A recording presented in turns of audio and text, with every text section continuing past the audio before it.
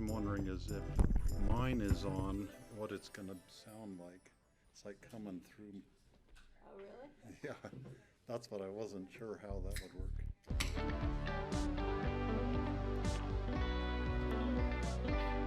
Wasn't sure.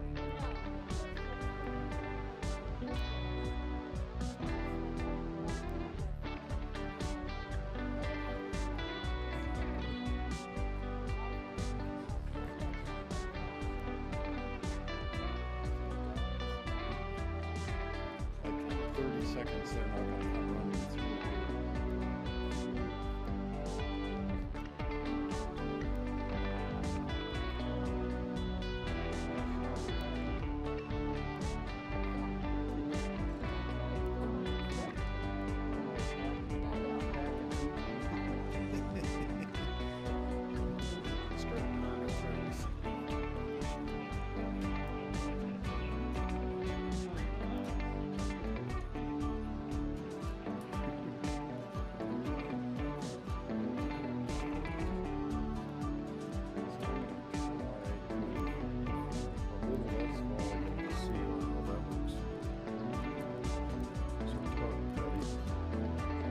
Something. I'm going to try it a little bit below the main setting, so I can hear you fine, and I'm not hearing mine. My own voice is not coming back in this. So that's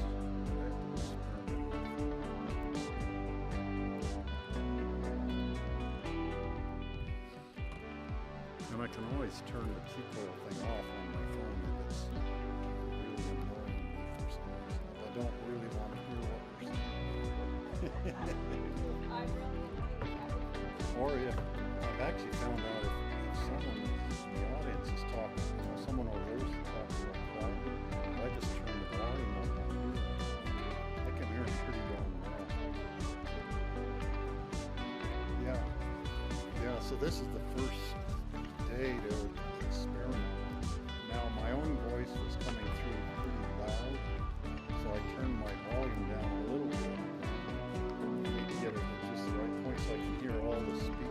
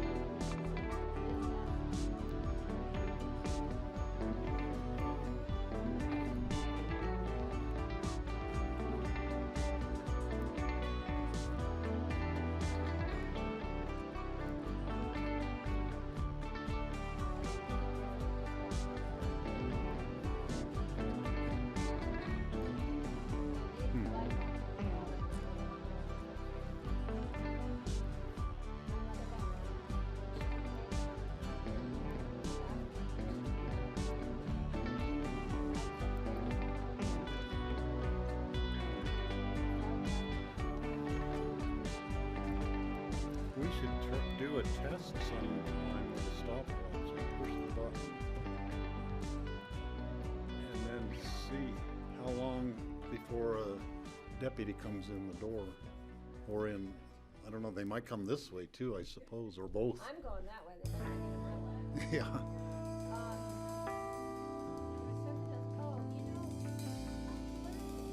We're trying to have a fire drill. Have we thought about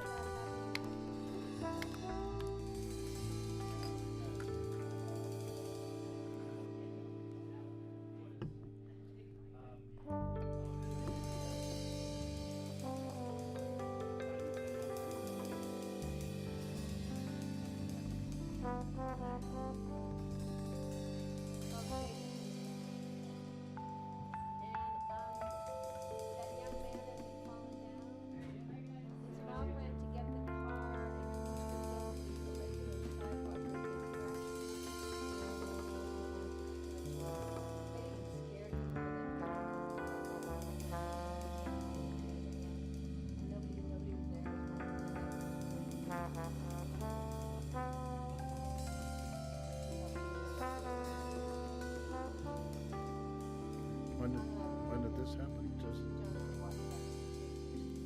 We saw this kid up on a sidewalk and he was crying as they were trying to get him up, and every time they tried to get him up, he was 11, 12.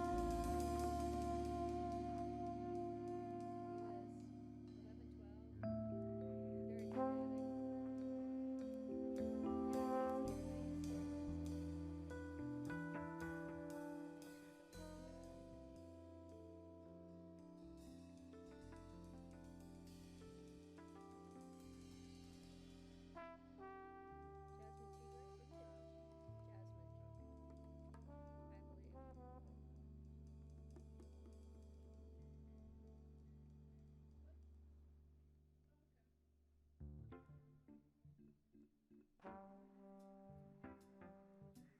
Jasmine Tigre,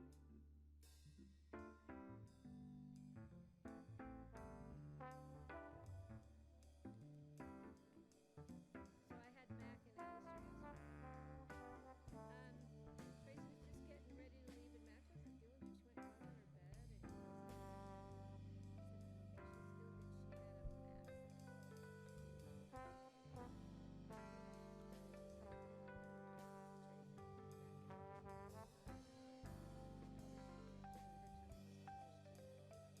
She had a Alistair slept the whole time, and I was like, oh my god. So we're kind of getting used to a bottle. So, because Tracy starts back to work on the 26th. And I have him all that day.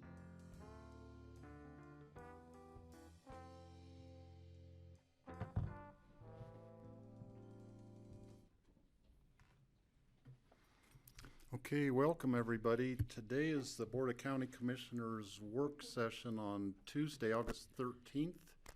I am serving as chairman today since our chairman, Greg Postman, is on a family vacation. I believe he is scuba diving someplace. In Tahiti. So we are all going to have to give him a hard time when he gets back. So first on our agenda is a review of future agenda calendars. And Apologize. John, do you have anything? Give me just a second. My iPad is really slow. That's okay. The public did not miss anything there. I'm just waiting for my iPad to fire up here.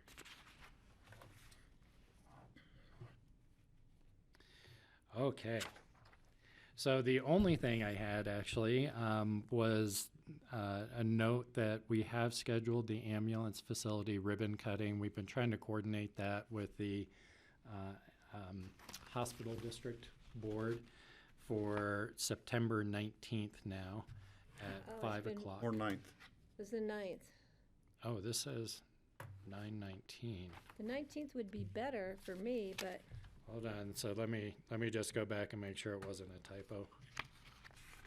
There. It says the 9th in our future agenda sheet.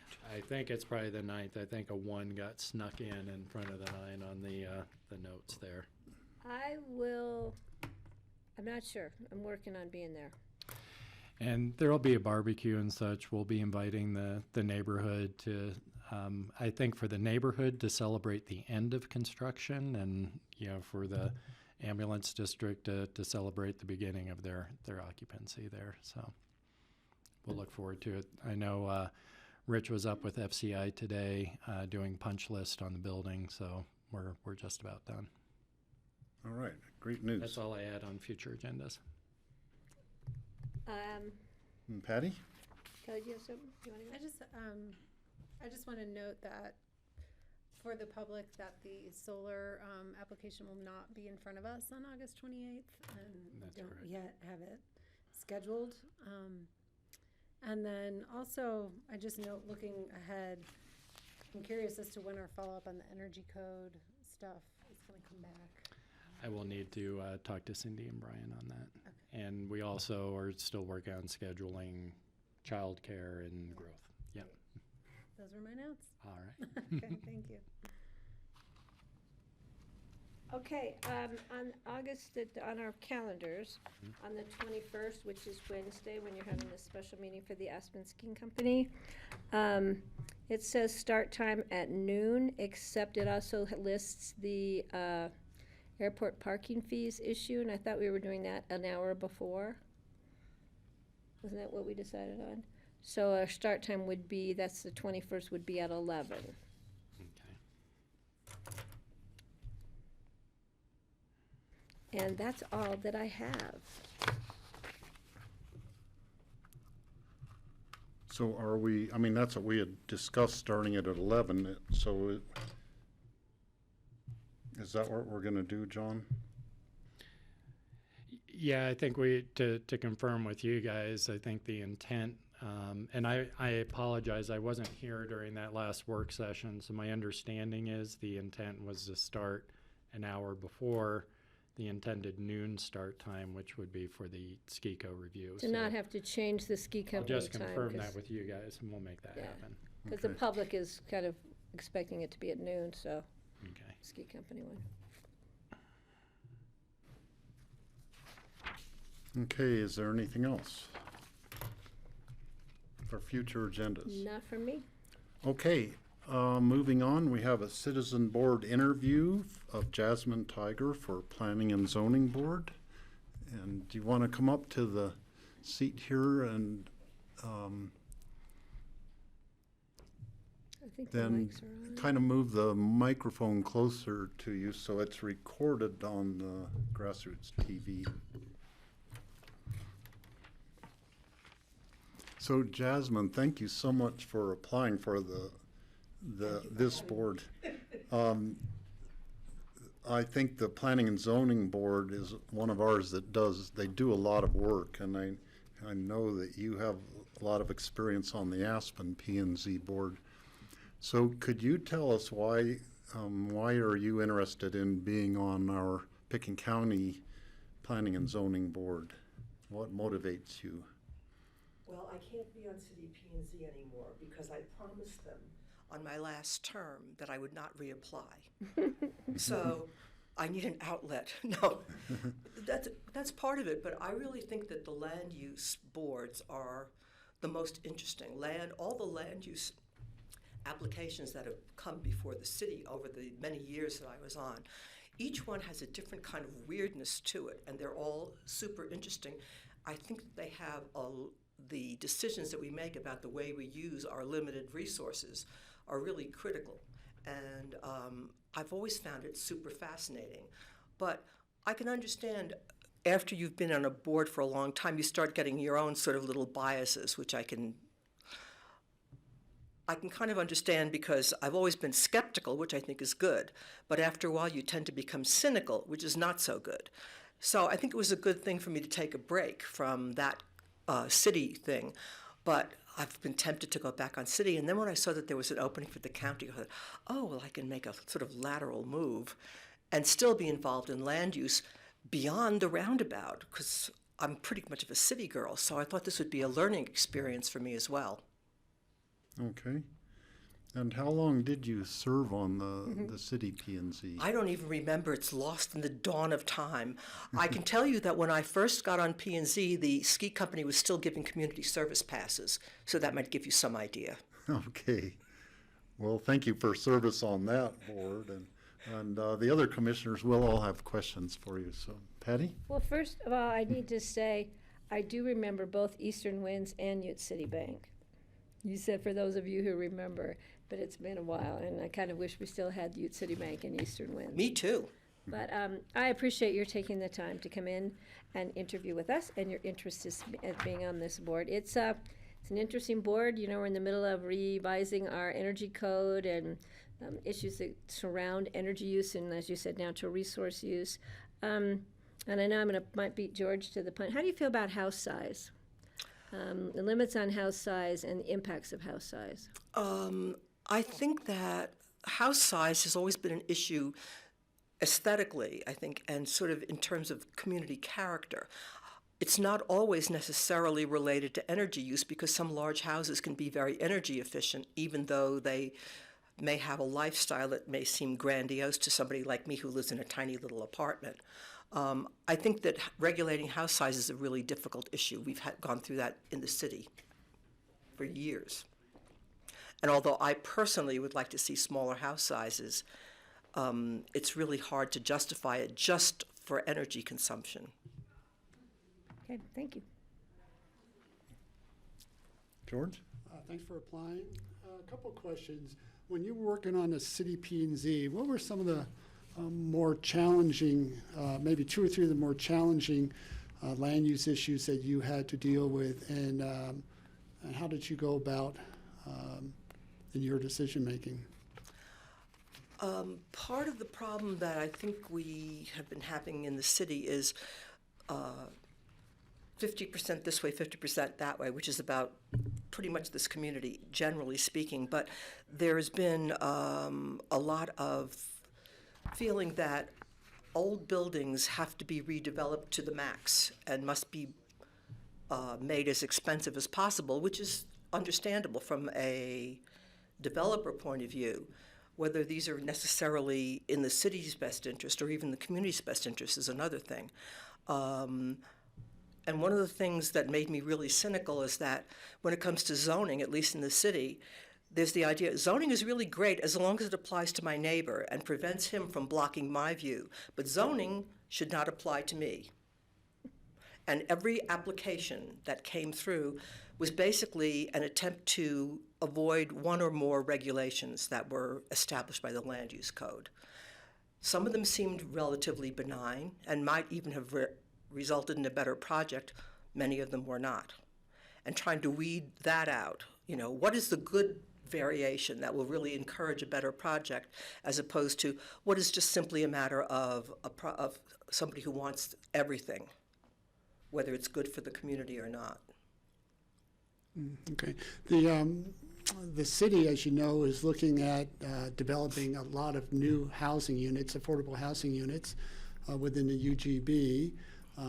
The P&Z, the county P&Z, is really looking at issues that are located in unincorporated Pickens County, outside the UGB per se, although we utilize BOCC UGB as well.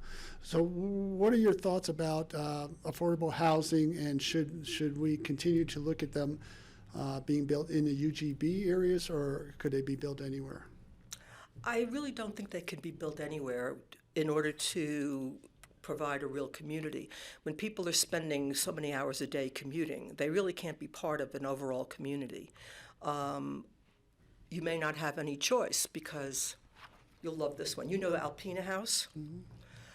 The deed restriction on Alpena House is going to expire in a couple of years. There was a realtor open house not long ago for everybody to cluster around to see what's going to happen to Alpena House and what's going to happen to the 35 people who live there. And one realtor was quoted as saying, "Employee housing should not be allowed in residential areas." So, aren't we residents? I didn't make this up, I promise you. I couldn't have. But there's a real problem, because the land is so expensive, and you don't necessarily want people commuting, but where are you going to put people? And of course, the city keeps approving projects with underfulfilled, shall we say, housing requirements. And that just keeps exacerbating the problem. So all of a sudden, the Down Valley communities are feeling this pinch, and I think there's a lot of resentment, saying, you know what, these are Aspen projects that are creating workers that are going to live down here and put whatever negative effects that kind of density has in our local communities. And I think they have a point. Okay, thank you. Kelly? Hi, Jasmine. Hi. I was very surprised and delighted to see your application. You thought you had gotten rid of me forever.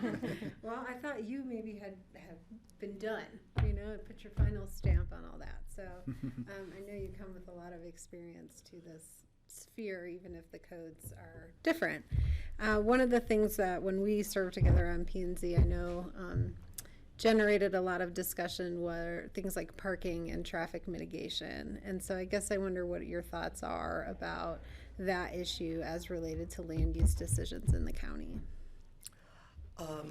Well, this goes back again to transportation. You know, people come into town, and sometimes they have to take their cars.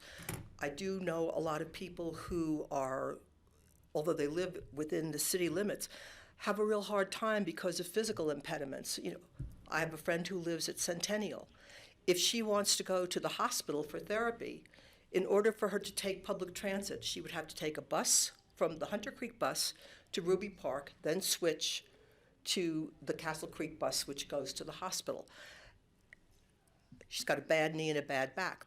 Those things don't work. There are people who do need cars, and we have to figure out a way to make car travel less appealing than public transit, which I take all the time because I'm able-bodied, but there are a lot of people who aren't.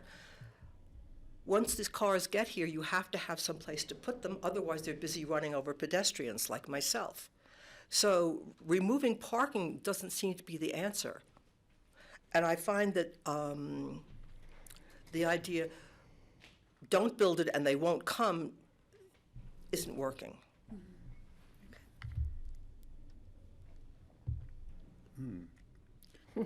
Okay, one more question from me. You're an independent real estate broker. Sometimes there will be potential conflicts on a project that you're working on and something the P&Z would be working on. How would you handle that situation if or when it arises? It's very unlikely to arise. I would recuse myself, of course, but I'm semi-retired. I'm not particularly active. Most of my income is derived from being a contracts geek for other realtors, rather than doing active selling myself, and I don't have the facilities to take listings and service them. So it's very unlikely that that's going to happen. Okay, and kind of a corollary to that, how do you feel that having experience as a real estate broker would help you in a position on the P&Z? Well, because I do see the side, I've heard it, you know, every time you go to meetings or open houses and hearing about how the evil city and county are preventing people from building their 85,000 square foot mega mansions.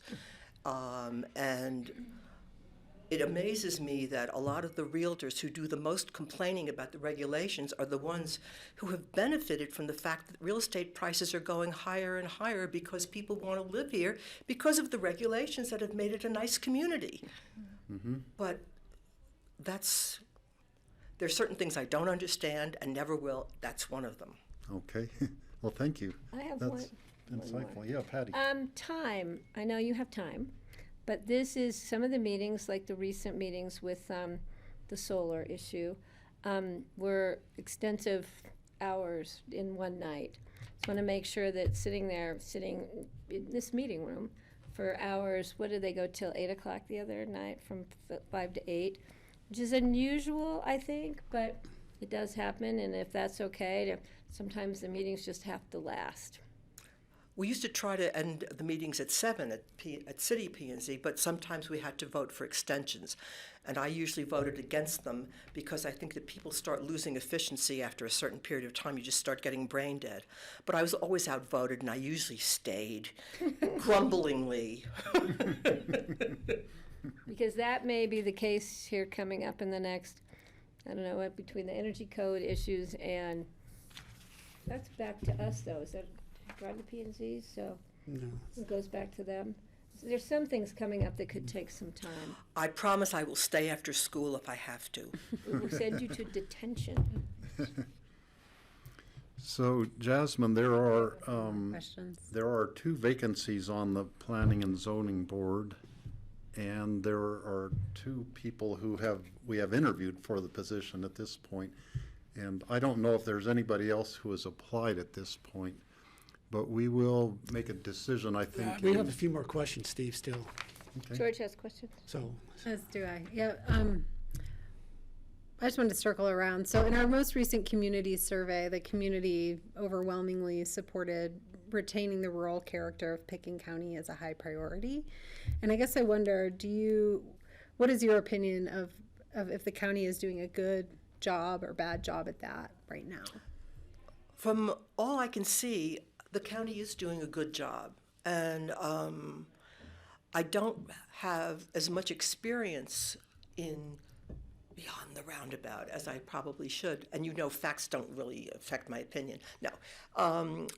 And I would like to find out more about it. And I think that despite the fact that I don't know how a P&Z works, counties' goals, regulations, the way they approach things is really different. So I think there's going to be that kind of a learning curve for me, but I'm kind of looking forward to that, actually. Right, thank you.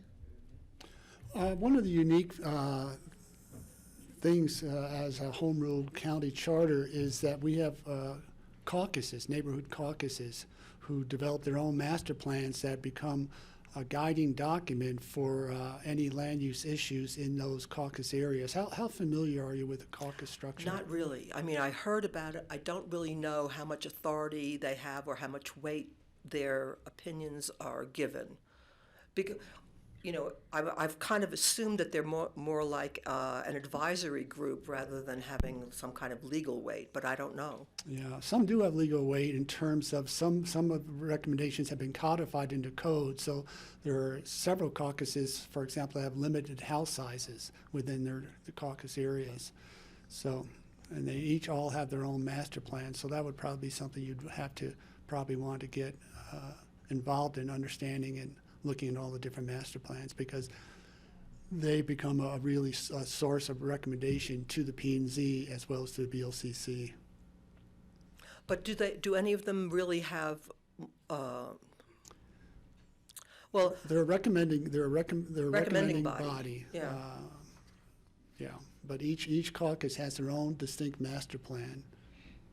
But what would happen, for example, if, let's say, a particular neighborhood had a certain house size limitation, and the commissioners decided that a particular project which exceeds those house limitations was a good project? Would the commissioners have the ability to approve it regardless? No, because those have already been codified into the land use code, those that have restrictions. Yeah. Okay, that's all I have, thanks. Thanks again, Jasmine. Well, thank you very much. Nice to Thank see you so much Nice to for see you. applying, Jasmine. This is a much Appreciate nicer it. room than the one that we had P&Z meetings. We like this room. P&Z meetings in. We don't have a pillar in this room. We like our we new used to in our old one over Nice, there. we even have natural daylight, which Yeah. is wonderful. Well, thank you very much. Bye, thank you. Jasmine. Okay, next we have another citizen board interview of Brenda O'Connor. And are you Brenda? I'm Brenda. If you could come up here to the table and sit in the semicircle with us. You bet. Thank you very Hello. much. So Brenda, you're applying for the Citizen Grant Review Committee. Could you tell us about why are you interested in serving on that committee? Yeah, just Auden Schendler, Michael Miracle thought I would be a good candidate based on my professional skill set at SKICO. I'm an executive assistant to the CFO, so I deal with a lot of budgets and tracking and that kind of thing, and thought that skill set would kind of run parallel to being a successful citizen candidate on this committee. Also, just to give back, I haven't really participated in Pitkin County. I've lived in Pitkin County now for 16 years, so just like to get a little more involved and be able to participate and give back. And I also think this particular committee is interesting as far as the type of projects that come across your docket. So I think it'd be kind of fun to meet the people, wanting to get a grant and kind of learn about their business, what they're wanting to use the money for, and kind of gauge, if it's a good use of the money, and then be able to engage with other citizens and then come to you guys with a recommendation. Okay. Patty? Yeah, thank you. Thanks for coming. We Yeah. appreciate people who want to help volunteer for our committees across the board here at the county. Time frame. They're gearing up, so the packets should be coming out soon. Soon, I can't believe we're already back to that part of the year again. It's a very condensed time frame, which means it's a lot of work for a very short period of time. When the grant packets come out, it's reviewing all of those. And then, as you said, doing the recommendations. I'm not sure what your schedule is with ski company because we ask for a lot of time at the beginning here. Are you going to be Okay. okay working with that? You think? I'm sure if you've talked to anybody with the county, they probably explained that to you. Right, right. Yeah, I know it's intensive at the start, and I do have flexibility with my 8 to 5 job. So, Perfect. yeah, if I need to be up here, I can be up here, and It's I a have it's a flex. great committee to be on because you get to give money to people. Right. That's always It's fun, just right? hard making the decisions on how much to whom. Who gets So, what. and it's one of ours that we really appreciate the efforts of the members that go into this. And I think in reading your resume and having dealt with you at Ski Company, I think you'd find it very interesting. Maybe a Yeah, little that's what I think challenging so. at first, but yeah. Yeah. There's certainly going to be a learning curve for me, but I'm a pretty quick and can pick things up, and I have common sense, and Well, you sit with people who've done it, and everybody kind of helps each other through, and it's great to Yeah. sometimes have that new feeling in there and think about things that we haven't thought of in the past. So, okay, again, thanks. sure, George? Hi, thanks for applying. yeah. Have you been involved in any of the grants through the ski company, their environmental grants? Have you sort of even at an arm's length been involved in those at all? I haven't been. I am taking over the Caring for Community, that whole grant process and board. Now that Matt Hamilton's not around, I will be taking that over and running that with my fellow employees. And so I will be doing that. But up until now, I have not, no. Yeah. Do you see any, not really a conflict of interest, but any sort of conflict because ski company does some great work in terms of providing grants to environmental groups. Would you then on this committee think that you would prioritize some of those same groups? Gosh, I don't know. I think I would look at every applicant as kind of their own candidate and have them kind of present their own argument and make their own case for their funding. Yeah, I see myself as being pretty neutral and just hearing everybody out, and then, yeah, figuring out which is a better funding mechanism, via SKICO or if it's via the county for each individual organization, being, specific to their needs and what would work best for them, whether it would work better through SKICO or the county commissioners. So I think, and especially being new, I would be very neutral and diplomatic and kind of just look at everybody and hear their whole story and see how they want to run things. So All right, great, thank you. yeah, sure. Yeah. Kelly? Hi, thanks. Nice to meet you. And to meet thank you. you for coming in today. I'm curious, have you had any volunteer opportunities, either outside of work or, maybe in some sponsorship or something with your past employers that has caused you to become familiar with the landscape of nonprofits in the Valley? Yeah, I have a little introduction to some of the nonprofits. I can't say that I know a bunch of them in detail. So again, I'm fairly neutral as far as not having any preconceived notions or agendas in my own head about the various nonprofits in the Valley. Mm-hmm. So I haven't had a lot of crossover or interaction with some of the nonprofits. So I look forward to meeting the people, the new people, and bringing kind of my neutral base to the table. And yeah, so that might lead to asking dumb questions just to get educated.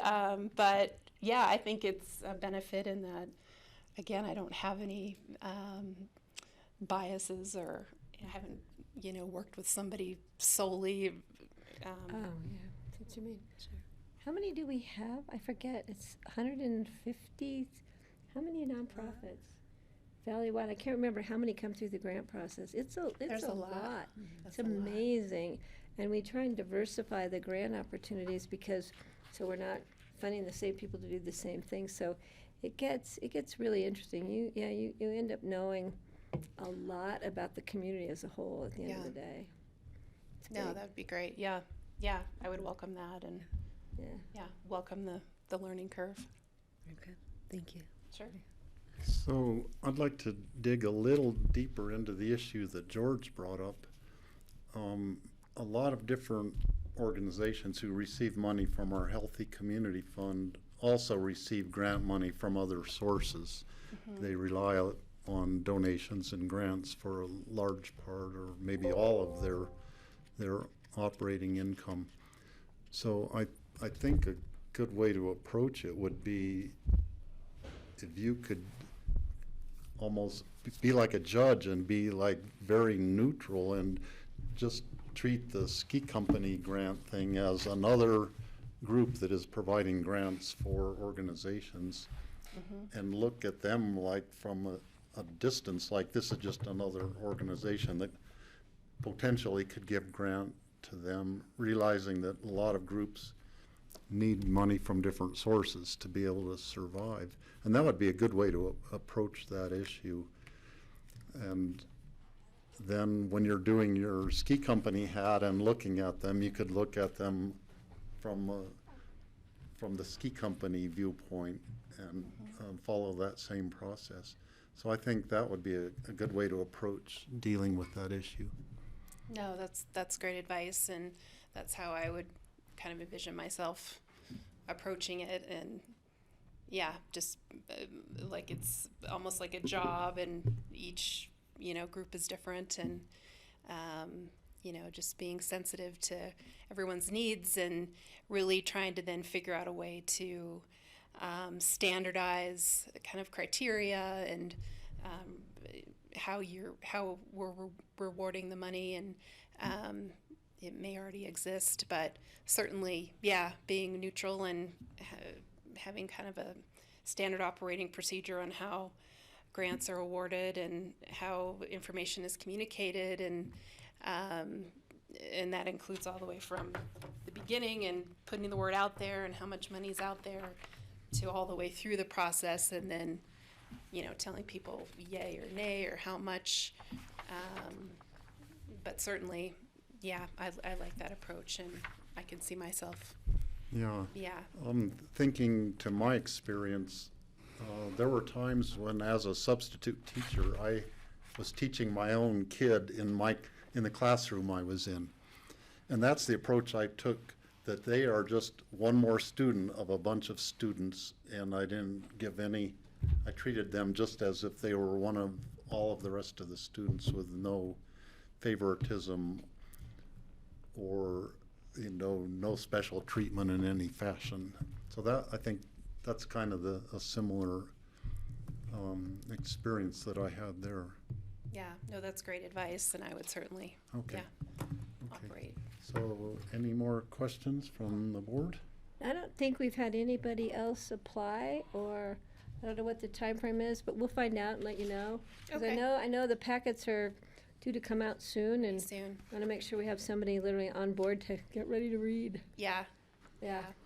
And there are existing people on the committee, or you're trying to build a whole No, new? we have There's existing. one vacancy Oh, on the gotcha. committee, and it has 6 people on the Oh, great. committee. Okay. Yeah. And we also have youth representatives that sit on this committee, which is very exciting. Oh, neat. And Okay. these two, I think, are both returning.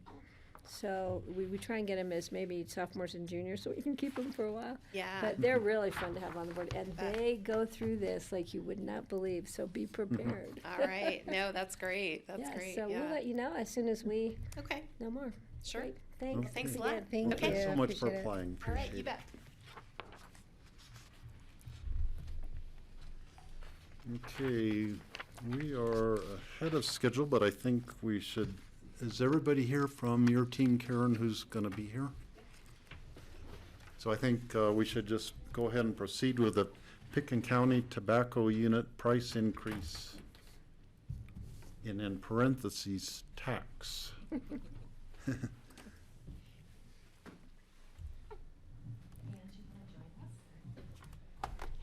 Make her come up to You the don't table. have to. But It's always the shy one in the corner back there.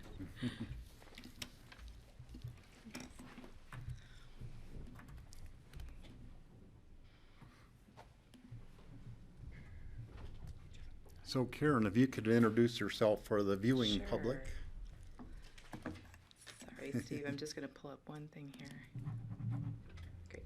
John, can you turn this one on too for us? Oh, yeah. Sorry. Thank you. Perfect. Went Great. through all those interviews without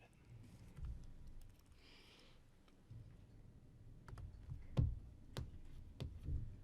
Good. Thank you. Okay, great. So Karen Kenneman, Pitkin County Public Health Director. Andrea's finance director. We know that guy Yeah, over you there. know. So, good afternoon. We're here to discuss the unit price increase, also known as a tax, today as directed by the board from the July 23rd work session.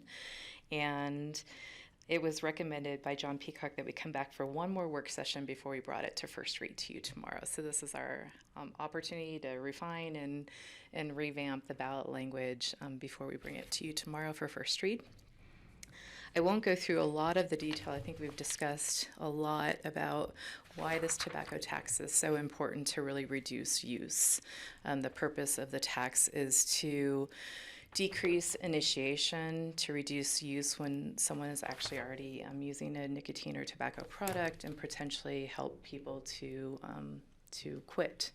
And so tax is actually the most effective strategy for reducing tobacco use. And so we believe that this is a really good strategy for the community to be supportive of, and to look at this as one of our leading strategies around tobacco use. We'll be bringing some other policies to you in the future, including retail licensing, tobacco 21, and a flavor ban.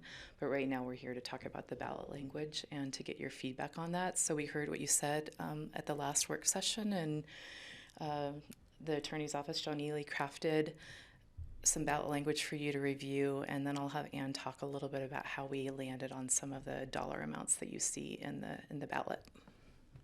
I want to add to your list of to do in the future. Sure. I saw again last night the TV vaping commercial, and it's horrible. The misinformation and all that. So I know that's in our future. If we want to look at, since we banned tobacco sales, advertising, why are we allowing vaping? And yeah. Sure. And Thanks, Patty. the ads are very enticing and very misleading. So I want to just add Great. that to your list. We'll definitely put that on to bring back to you at the next round. Thank you. Just let me tag on to that, because I noticed Denver has several different, are they ballot initiatives? So let's say one of their initiatives is to ban flavored tobacco products. Is that something that would have to go before the voters as well? The board has the authority to enact regulations or an ordinance to establish regulations to prohibit the sale of products like that. Oh, okay. I suppose the board could refer that type of an issue in the form of a question to the voters to judge support of the electorate for such a regulation, but the board can do it without a vote. Okay, great, thanks. So, Karen, one question I have is in the wording we have in terms of the amount. Down in the first paragraph, it says thereafter until the tax is $4 per pack of 20 cigarettes beginning. So my question is, why would we want to word so we have a cap? Wouldn't we want to try to word it so it's a little more flexible? Because if we wanted to change that in any way, we would then have to go back to the voters yet again. Yeah, and I think from our last work session, we sort of landed on putting that language in there because it matched the city of Aspen. However, there was discussion by the board to leave that open-ended and not have a cap on it. And so I think that's for you all to discuss today to see where you want to go with that. Yeah, I mean, that in terms of the other board members, but I think we should keep it a little more open-ended and have a little more flexibility, because who knows what the future will bring, and why would we want to have to try to, it would eliminate us having to do yet another initiative to the electorate. And so then the outcome of that would be 10 cents every year Well, I don't know. I mean, Moving we could, I don't know if there's a way we could do 10 cents, follow the city's regs up to a certain point and then leave it open-ended, deciding, for a future board, deciding what direction they want to go Yeah, in. that I don't would- know how you'd word it, but Well, you have to ask for a specific level from the voters. So if you didn't want to have a specific price increase, you could tie it to a percentage. A percentage is just 6% sales tax is just added on to the retail price of whatever the item is, and that floats with the cost of the item. So I'm not sure if that's what you mean. no, I was thinking that we would follow the city's lead on increasing. It's 10 cents every year, and for how many years? 4 years? Or it's 10 cents until it reaches $4. Until they hit $4. Until it reaches $4. Once it reaches $4, then the board can revisit whether they want to continue raising or changing the fee structure. Well, the way, as Karen mentioned, the way the question for consideration has been drafted is to mirror the city. No, I because understand. The board indicated that's the direction you wanted to go in. So the way the question would work is that the tax would be at $3.20 initially, beginning in 2020, and then it would go up until Right. you hit that $4 a pack level, and then that would stop. And that would be the limit of under the way the question's worded, that would be the limit of the voter authorization. Right, so my question is, if the board was interested, is it possible to reword that it increases After it to reaches $4, $4, but after, once it reaches $4, then there's another opportunity to revisit it. So it doesn't That end at window. $4. Well, I'm not explaining this correctly, but. So maybe so from what I understood that you said, John, was we have to say what the amount it will increase each year, but we don't have to say a cap. Is that correct? But we may add $4. So we could say 10 cents is the amount, or percentage per year is the amount, and therefore it just goes and goes and goes and goes until we decide to revisit it. But with a cap, the cap would determine when that ends. I don't think you guys are, what George wants to do is when it gets to $4, he wants it written in there that then we have the opportunity to continue it for another 10 years to another point, but we don't have, that's an abstract. John's saying we need to be more specific in what the amount's gonna be, rather than just the unknown to the voter. Well, it could continue until it's $100 in tax, because it could just keep rolling for the next 10, 20, 30 years. George is asking for the opportunity to be built in to allow it to be revisited and then address a continuation of the 10-cent tax for another period of time, but it needs to be specific in the language, I think, right, I think we're all talking around in different angles. to get to the same point. Yeah, Yours- otherwise, the other opportunity is just to go back to the voters again. If Right. you want to change it, which is all right. I was just trying to see if there's another way Get to, around that. Increase the cap, or as Kelly mentioned, just not have a cap, it keeps going. I'm not comfortable with that, because it could go on and they'd be going, you're gonna be collecting $100 a pack of cigarettes by the time anybody goes, oh, we didn't think about this. And the other thing is we wanna mirror the cities. We do a cap of $8. Well, we may find in 2000, whenever this gets to, when is it, 2000, what year would they reach $4? That we've seen a cessation in smoking, or we've seen something change. So we may not need or be supported or justified in increasing another 10 cents every year for an unknown period of time. And my understanding is part of aligning, having this end at $4 is, lines up with when theirs reaches $4. So there's a little bit of a community conversation that's happening at the same And time. then we'd have to revisit at that time and either decide to go to the that's voters or fine. leave it in. Yeah. George is just trying to get out of having to go back to the voters, but I'm Yeah, not sure. the only way I could see. Well, we only it go back might to the be- voters if we want to increase it, otherwise it just stays as That's what four. George is saying. He Right. said if we chose to, we couldn't just leave it It open-ended. doesn't go Yeah. away. yeah. No, it doesn't go away. If there were a period of hyperinflation $4 could turn into what's $2 today. It could be, go backwards in terms of what the tax is, the impact it's having. And the only way I could see it would be to tie it to the consumer price index or something like that, that it could increase after the $4 up to the consumer price index. Which could go the other way too. And it could go the other way also, yeah. I think we need to leave it as written there and just in however many years, then leave it to that board to determine if they want to go back to the voters. Well, and this will take us to 2028 on the calendar. I'm not sure, we're following the city's lead. They initiated this back in 2018 or 2017, one or the other. Back there. And so I'm not sure why they decided to do the incremental steps. Why not just go? I mean, the purpose of this is dissuade youth purchase of tobacco products. We could just go Why to not $4 just go now, for it leave and it be as done is. with it? I mean, rather than sort of increasing the water temperature a little bit over the next 8 years. I mean, but that's the city's methodology. I think, I mean, that's a good point. I mean, because town of Snowmass Village has a different set. No, Town of Snowmass Village does not have a tax. They will be following us. Actually, this tax will be imposed and collected within the town, Oh, well. unless the town acts to do something else independently. But this tax will affect the Town of Snowmass Village the same as unincorporated Pickens County. I think just to be consistent with both the consumer and the retailers, just to keep it that way. I would like to make it, turn up the heat sooner than later.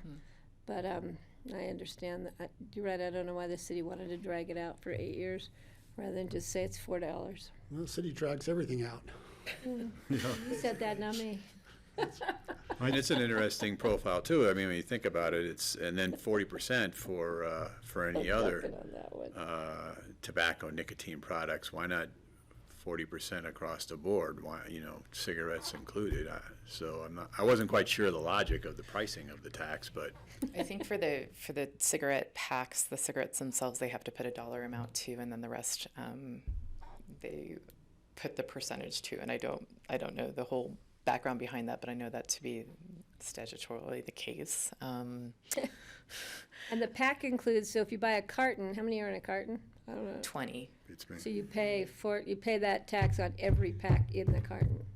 Oh, sorry. I was thinking you're the saying cigarettes in the packs, so case, there's but I 20. don't know how many are actually in a carton. Sorry. So it would be per pack in a carton. Right. So if there's 10 in the carton, you're paying, Right. 320 times 10. yeah, or $4 times. so I think that keeping it the same as Aspen's would be the right thing to do at this stage. If we did it something different, it could give favoritism to retailers either in the county or in the city. There'd be people, I'm not going to buy them here, I'm going to go to that store because I can get a better price. And I'd rather keep it the same so we're neutral in terms of any sort of advantage or disadvantage given to retailers. Yeah, I think the consistency is the message that we've heard from retailers, as well as just as best practice. And it doesn't help with Basalt having a lower amount, but at least Aspen and unincorporated Pickens County would be the same. And then, does the city's language, are we consistent with that as far as the uses? No, so they We didn't put broaden it? uses in their ballot language. They had made a public declaration of how they were going to use the fund or the revenue, but they never put that use into the ballot language. So it doesn't match because it's not there. However, we've talked with the city, and they're generally thinking about using the tobacco revenue for, in particular, around youth education and prevention work. And so that definitely is in line with this more generalized language. Well, and I think that's appropriate, so the taxpayers know where, it's not just going into the black hole Right. in the county budget, in the general fund, but it's actually going to purposes that are associated with tobacco Sure. use. So is there anything else we thought about putting in there, or is this, I know the ballot language can't be 45 pages long, so this is concise enough and direct enough? Yeah, and the one reason we were advised to keep the language fairly general is that we already know that there are new products coming down the market from the tobacco industry. Zyn is one example, where there are little packets of nicotine. There's no tobacco involved. It's just straight nicotine that gets tucked into your mouth. And so it's hard to anticipate what's going to happen in 10 years from now or 8 years from now. And so to keep the language general allows us to have the right strategies to be able to address the issues that are coming forth. And we just know that to be true in general in public health, that we didn't anticipate this vaping epidemic as a public health entity in this country. There are so many things that just sort of, the opioid crisis, all of these things just emerge. And so if you keep I think the language more general allows you to address the topics with the nexus of really the revenue, that we're still addressing substance use, we're addressing mental health, which is closely tied to substance use. Often people have co-occurring conditions, and allowing us to definitely have some specificity to the language in the ballot, but to keep it general enough that we can emerge and address things as they come along. Kelly?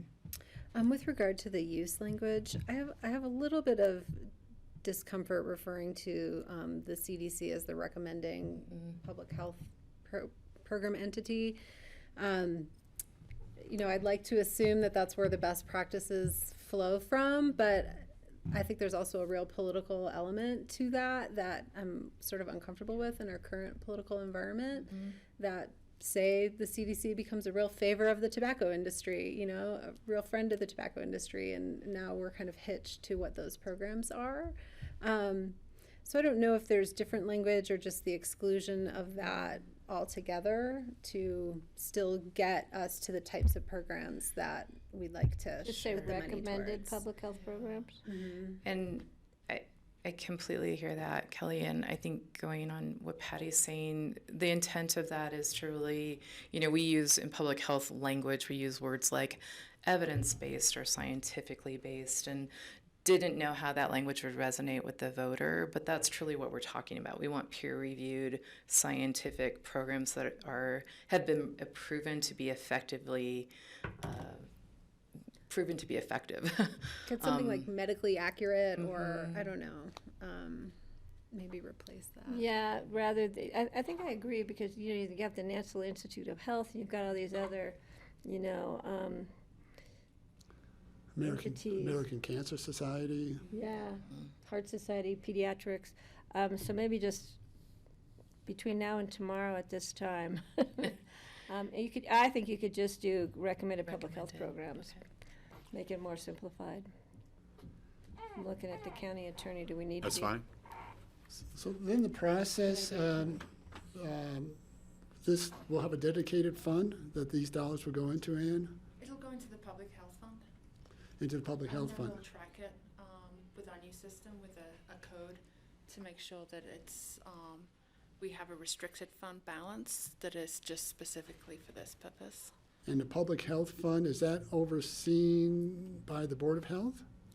It's actually overseen by the Board of County Commissioners.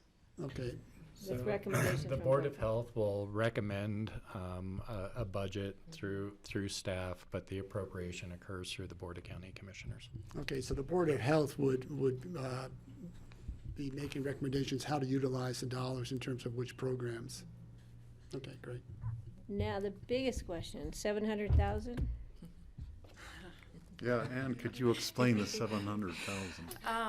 That's I will explain my attempt at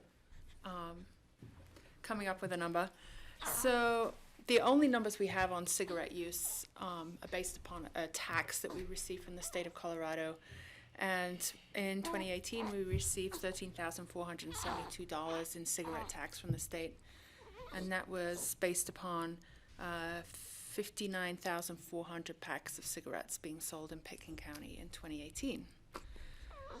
I asked the same question, and of those that had gone before us, Aspen and Basalt, and also I think Summit, and they all said that they didn't have, really couldn't see any correlation between the cigarette tax and how much they actually ended up collecting in their new tobacco tax.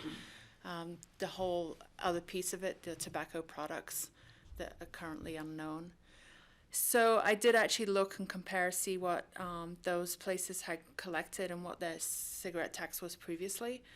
Aspen collected 7 times their cigarette tax and Basalt 22 times their cigarette tax. So a great variation there. I decided to take the higher number, so I times ours by 22, which brought us just to shy of 300,000. And then John, in his wisdom, said double it. Yeah, that's Because about if you right. go over, you If you have go to over, we rebate have the to tax because refund. of Tabor, correct? Right, correct, So better to be high than low on that one. correct, yeah. Who do you refund? Okay. So, yeah, I was thinking, well, what happens if we go over 700,000? And I would say, looking at the figures, if we go over that, we have a real serious Tobacco. smoking problem in town, and we're probably most likely going to be way below that in what is actually collected. Right. So, Yeah, I mean, if we have 60,000 packs of cigarettes and we're collecting a $3.20 tax, it's way beneath even what my estimate was. Obviously, there's all the other tobacco products, but I'm fairly comfortable with 70,000. 700,000. 700,000. You said 70,000. 70,000 might be a little. 700,000, sorry. 70,000 might be as many packs of cigarettes as we sell. Yeah, But how would you rebate if you went over? Well, they just stopped collecting. Oh. Once you get to that point, you stop. Whoa. So you get to buy tobacco products tax-free? It's incentive to buy a lot, I guess, huh? Yeah. It's like Buy getting a quickly and get that up there. No, don't do that. It's So hard to track. I need data reasonably too. This goes again to clarification, and I know we've had this discussion, but I forget, frankly, how we got there. So we've got this ballot initiative that talks about placing a tax on cigarettes, and then the next line we have, there should also be a new sales tax of 40% on the sales prices of all other tobacco and nicotine products.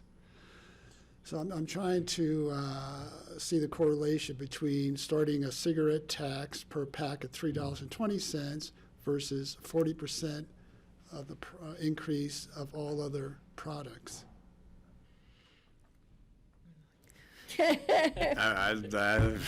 question. Brittany? I don't know why that was elected, but that's the city's tax. Yeah, I know. And so again, now that we see the ballot initiative, it just sort of raises some of these questions.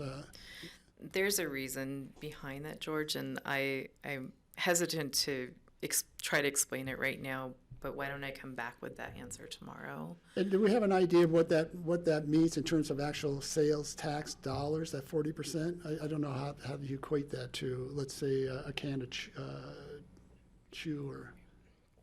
And there's no cap on that as far as 700,000, or that's included in the 700,000? Included. Yeah, we don't have unfortunately, we don't have the data on the other tobacco products and e-cigarettes. So that's a real big, that's the black hole. Prices vary all over the place. You know, I mean, it's nice to follow the city in some regards, but in other regards, if you listen to some of their discussions at that table, I'm not sure that they certainly were not in total agreement to begin with. They were kind of all over the place, and so we're adopting something that is kind of here and there, and We're adopting what the city I had understand established, and that's the that's logic. what we asked staff I to know, bring and- to us, yes. And the logic that the board articulated would be that, well, Steve hit on it already today, is that you don't have jurisdiction shopping for cigarette purchases, and it's relatively uniform, at least up on this end of the valley, and especially with this tax being imposed within the limits of the town of Stonemass Village also, it makes this market and the upper valley consistent. You don't have to do that, but that was how it No, was I drafted. agree with that philosophy. This 40% just kind of confuses me. I thought part of this discussion was you had to apply a dollar amount for do. cigarettes, and you had, therefore, percentages made sense for other products. So And so s- we're a little bit wrapped into this structure of what we're allowed to do. That That would makes be- it messy. Right, and I don't know the reason behind that, but that's the logic of why it's written that way. So Kelly's right, and you have to have a percentage on one type of product and Okay. a dollar I knew there amount was on something another, in so this that's how we statute. got there. And then the amounts were set, I think, with an eye towards creating a disincentive for tobacco use. Our logic is, John and Steve, as we've already talked about, was to try and keep a consistent level of discouragement, I guess, of purchasing tobacco products across the jurisdiction. So our logic didn't extend so much to the, whys on the percentages and the how muches at that point that we relied on the city to have a rate on both the dollar amount and percentage that would dissuade tobacco use, and then we're following it. So that we don't really have a good explanation beyond that. Okay. I have one more question. The $3.20, is that approximately a 40% tax on the cigarettes? I have no idea what a package of cigarettes costs before the tax. None of us Six. have bought one. I know. I'm just curious, is it kind of I in think the it's same anywhere from ballpark? Or $6 to Very $8 foreign a to me. pack, depending upon the cigarette brand, and it's not. I mean, just thinking about people who stood in line in front of me, and I couldn't believe how much they were paying for a pack of cigarettes. It might even be more than that, but Trying to Google it. So I guess I would be curious. I mean, I don't think I'd want to change the 40% since that's the figure the city's using also. But I would be curious if we could find out by tomorrow, what is the $3.20? What percentage where of does that? that come from? I don't think it was a percent. I just think they picked a dollar amount. I don't know. Maybe looking at what's going on around the state and Yeah. tobacco. Well, we just go across the street and find out. It sounds like it'd take a lot of time You to want to go buy a discover. pack of cigarettes or just go ask the city? Huh? Oh, I have a question. The average price for a pack of cigarettes in Colorado, so not in our valley, but in Colorado, is $5.26. So it's So it's more than that. more than that. Yeah. So Steve, I have a question. Okay. So do we know, and I think we do know, if the increase, it hasn't happened yet. It happens January 1st, 2020, right? So we don't have any data that shows people were buying in the county versus the city, because it's still the same. They haven't increased it. Retailers have informed us that they have seen an uptick after the city passed their. Of just purchasing of cigarettes?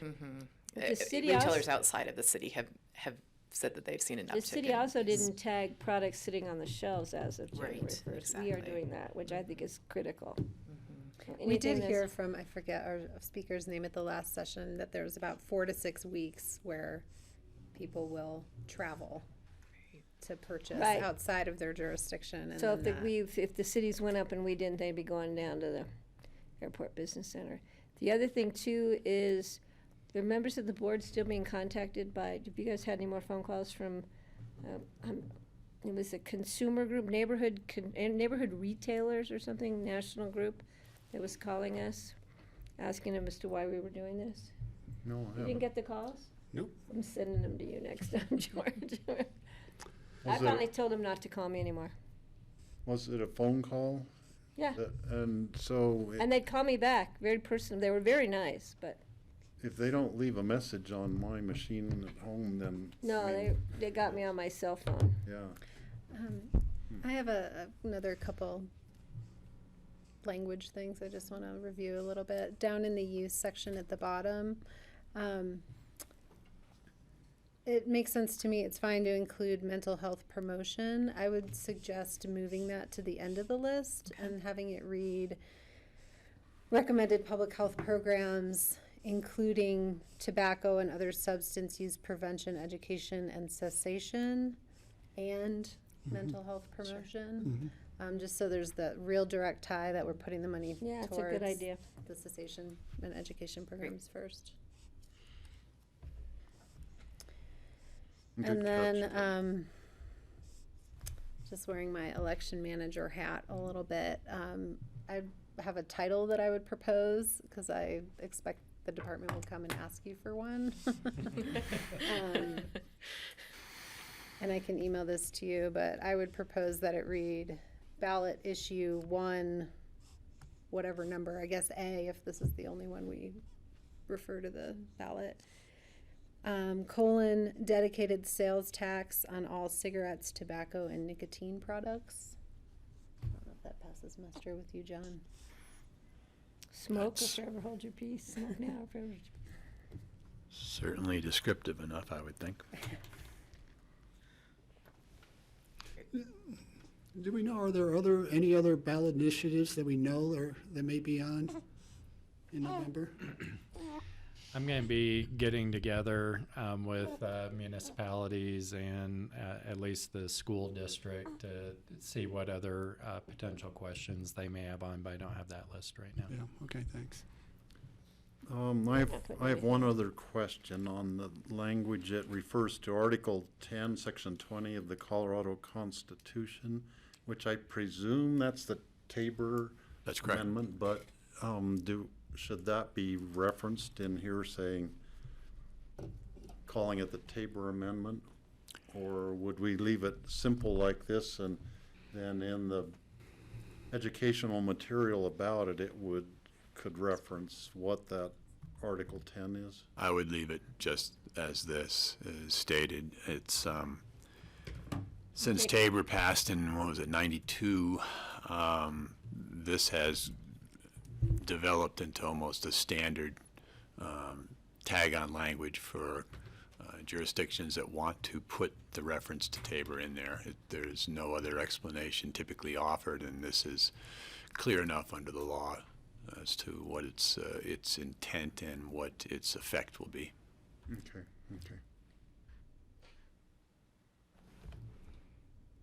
Okay, any other questions, Good job. commissioners?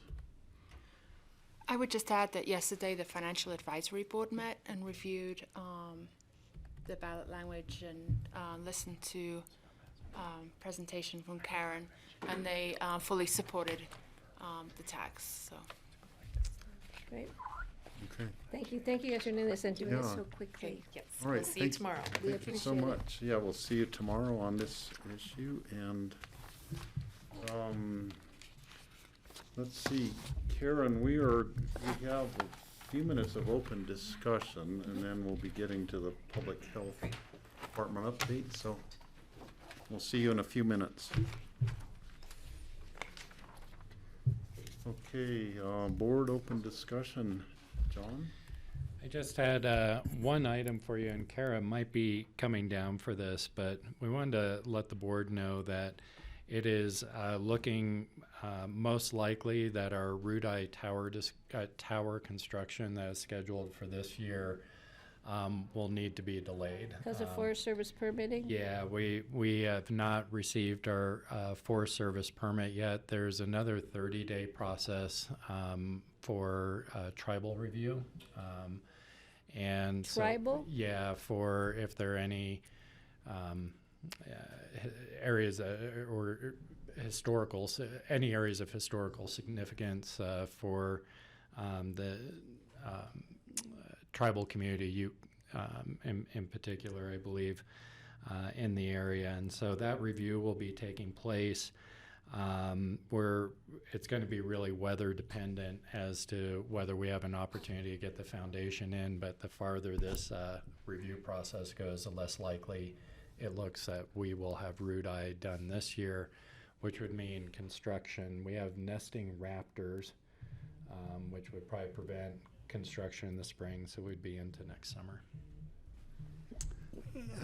Yeah, I was up at the Frying Pan Caucus last night, and I let them know unbeknownst to me, but I just had assumed that the construction was going to be delayed this summer and would start next summer. But they were also sending a letter in support of this translator site to Eagle County P&Z or the planning, and they were going to copy us because has Eagle County already gone through their approval process, and we're just waiting to the Forest Can Service? ask Kara to come up now. Sorry, Kara, I didn't see you back there. It was fine. Yeah, so as I understand, Kara Silvernagle. As I understand, Eagle County P&Z is going through. I talked with Drew, I guess, a week or two ago, and so all that his understanding was Eagle County just needed the Forest Service approval and then would give us our permit. So it's a little bit of who gets the permit first, and that most of Eagle County's concerns had to do with the road maintenance plan, which again is laid out in the Forest Service approval. So it sounds like it's moving forward. It's just that their P&Z needs the Forest Service approvals. Seems, I mean, hopefully when we get the Forest Service approval, we won't have to wait on timing for their scheduled meetings to go to P&Z and the BOCC. I'd be concerned about that. It seems like they should be able to provide the approvals Contingent upon. and then help Well, us. Yeah, move obviously, forward. each jurisdiction or entity is going to do it their way, but we could, ask if they'd be willing to do a conditional approval with conditions for the permit. But I really don't know what their standard operating procedure is on That would be nice in an effort to provide the service through Pickett County to their constituency. We would appreciate that. Okay. So update there, and then GR is also here with an update on a Holy Cross project that's forthcoming. Hi, GR Fielding, County Engineer. We've spoken a lot this summer about utility permits and road right-of-ways. So yesterday, I learned that the electric line that Holy Cross owns that services Aspen Mountain is in a state of failure right now. And so they have an emergency replacement project that is going on right now. The issue is that the electric line, as it sits now, goes up Summer Road. And Summer Road, unbeknownst to most people around here, is actually a county road. And so we have permitting authority both on the road, and then where the electric line leaves the road, then it requires an earth moving permit. So Holy Cross has already moved through the earth moving permit process as fast as we as a government agency can do that. And we are working with them right now on a right-of-way permit, but we don't know what we don't know, so we're going to do this like we do a lot of the emergency right-of-way work permit projects and work with them as the project is ongoing on some of the conditions.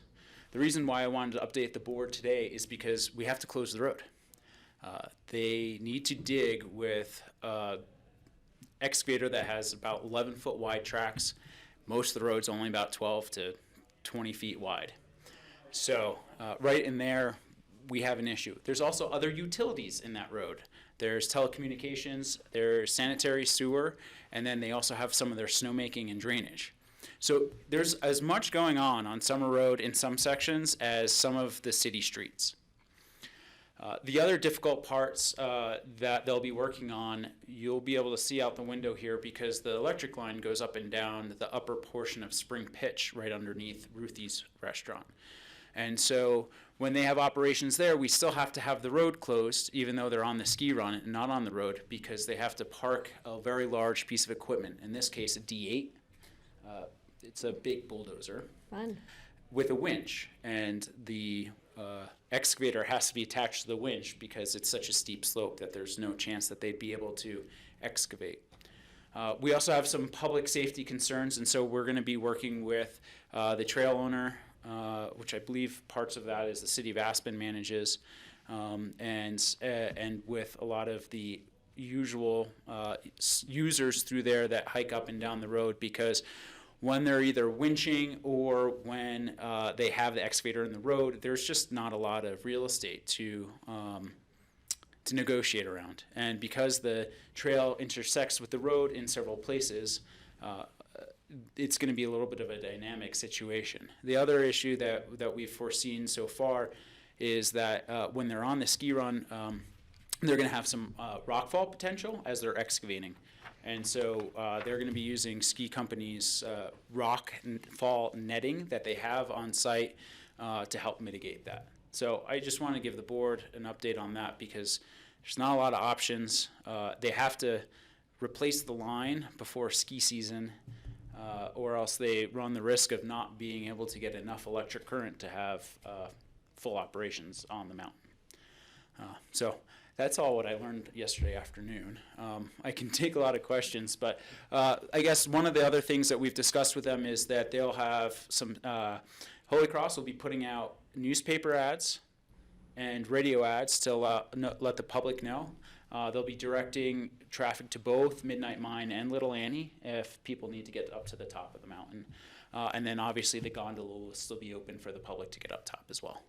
Can I just, George first and then I Pat. don't want to just, it's directly to this, George, is that okay? No, that's fine. Yeah, public notice was one of my things, and notification to those who are working on Aspen right now. I know there's a lot of construction going on up there, and that's going to be another quagmire with what's going on with Holy Cross and what's already in process with Ski Company. So yesterday afternoon, I went on a site visit, kind of last second to go up, and as everyone goes up and down, they see the excavator parked on the side of the road, and so the usual suspects, so to speak, are being notified just mostly by word of mouth, and then ski companies heavily involved also, and so they're letting all their contractors know, all their employees, and on that side as well. Because it's public safety, we don't want construction projects interfering with construction projects. And I just, one other question I had real quick, time frame, how long is it going to take? We're at this point, we're thinking about 3 weeks, but as I was walking up, I'm getting text messages that say that they still cannot find the vault to where they need to start because they're working off of electric utility maps that are decades old. So we'll be done right at maybe before, I'm thinking about leaf season and how much use that road gets during leaf season and all that. So hopefully we'll be started and done. It depends on when the leaves change. Yeah, I think that's for sure. We might miss the first couple of days, but I don't think it's going to significantly impact that at all. And weather. Okay. Thank you. Sorry, George, I did you didn't still mean have a question? GR, does this impact any of the residents at the bottom along the base of the road? Well, the residents at the base of the road will likely see less traffic. So, yes, they would be impacted in that way. But there's no digging at the no, base? the digging starts... well, we're not sure where the digging starts. Well, not exactly, but it's somewhere, it's above the pump station. If you know where the pump station is on the 1A side. Maintenance building? Yes. Well.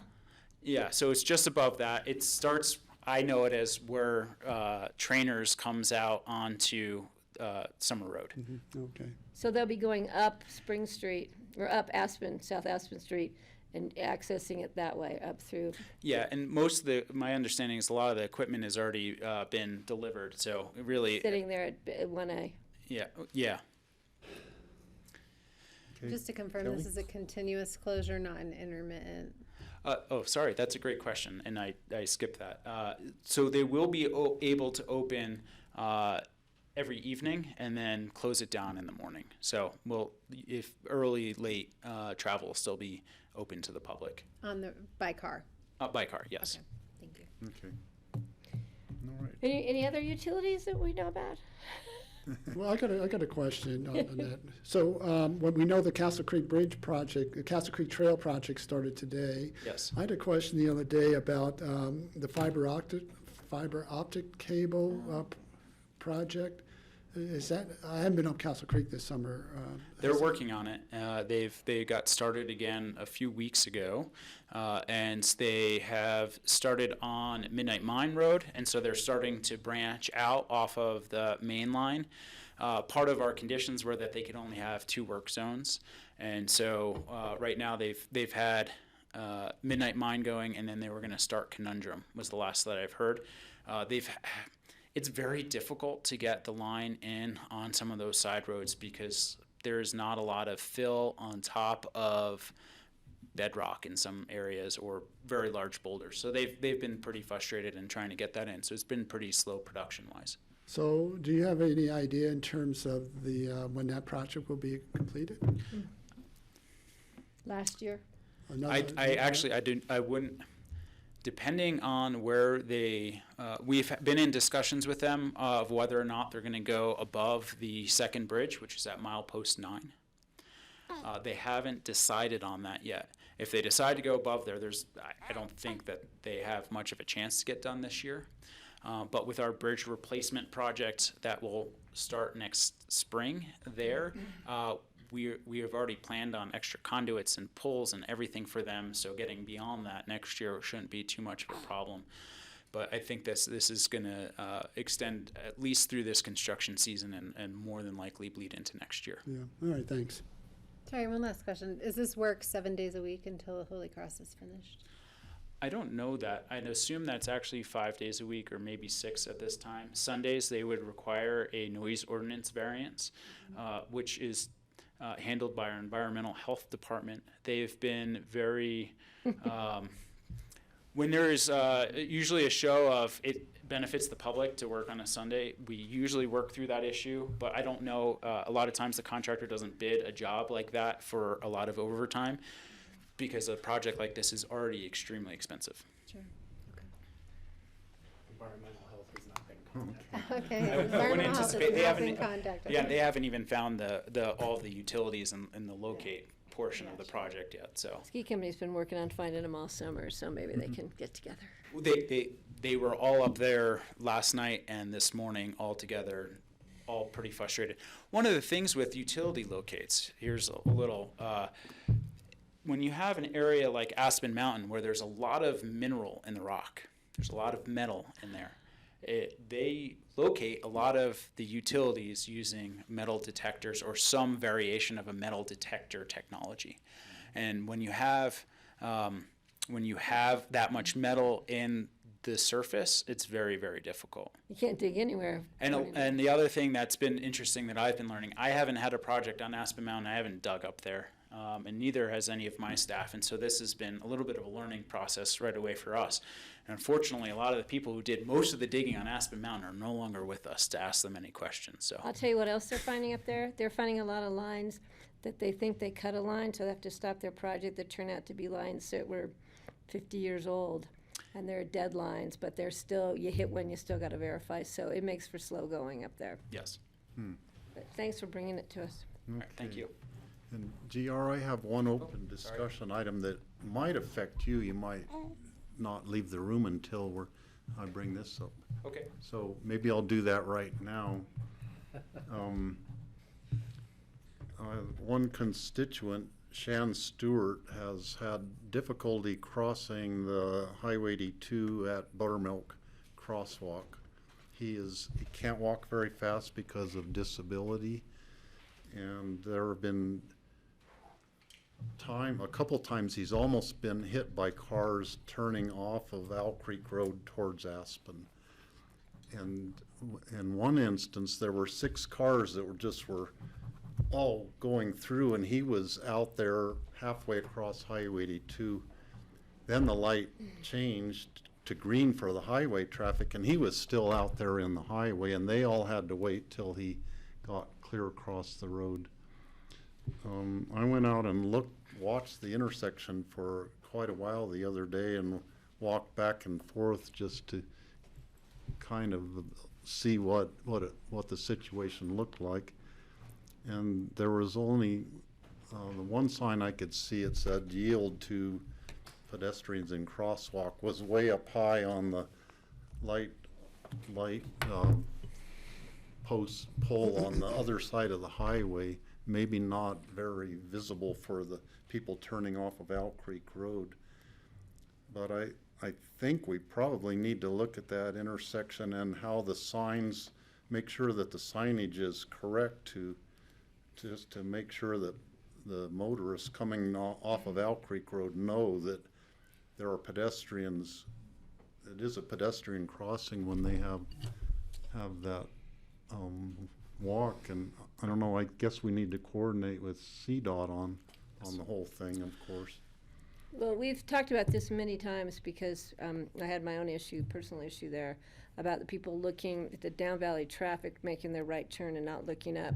So Brian, I think, has a lot of history and information, and whether or not they actually took any measures there, that might be something, Steve, to follow up, because we talked about this some years ago, and there was supposed to be something, they'd already been working with CDOT, so maybe it just never got done, or it's in the process, or it's being studied, I don't know. So Steve, maybe that'll help you. Mm-hmm.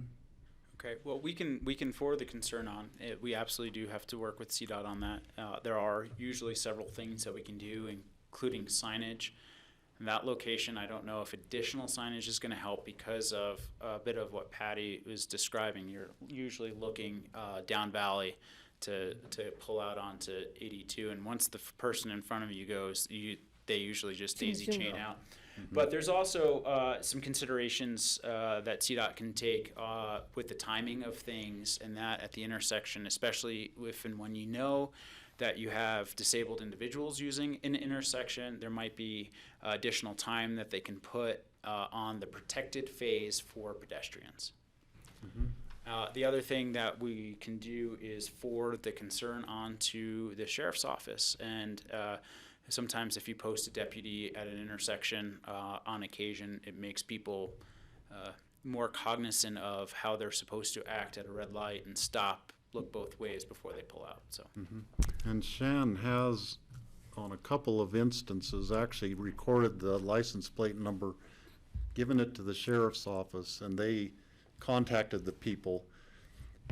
Of course, it was not anything that would hold up in court. The deputy wasn't there and observing it himself, and Shan didn't have a video of the whole thing happening. So the sheriff's office is aware that some incidents have happened there. Okay.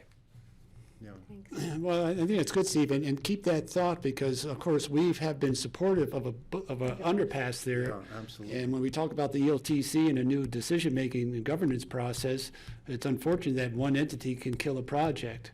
That something is so safety concerned. So.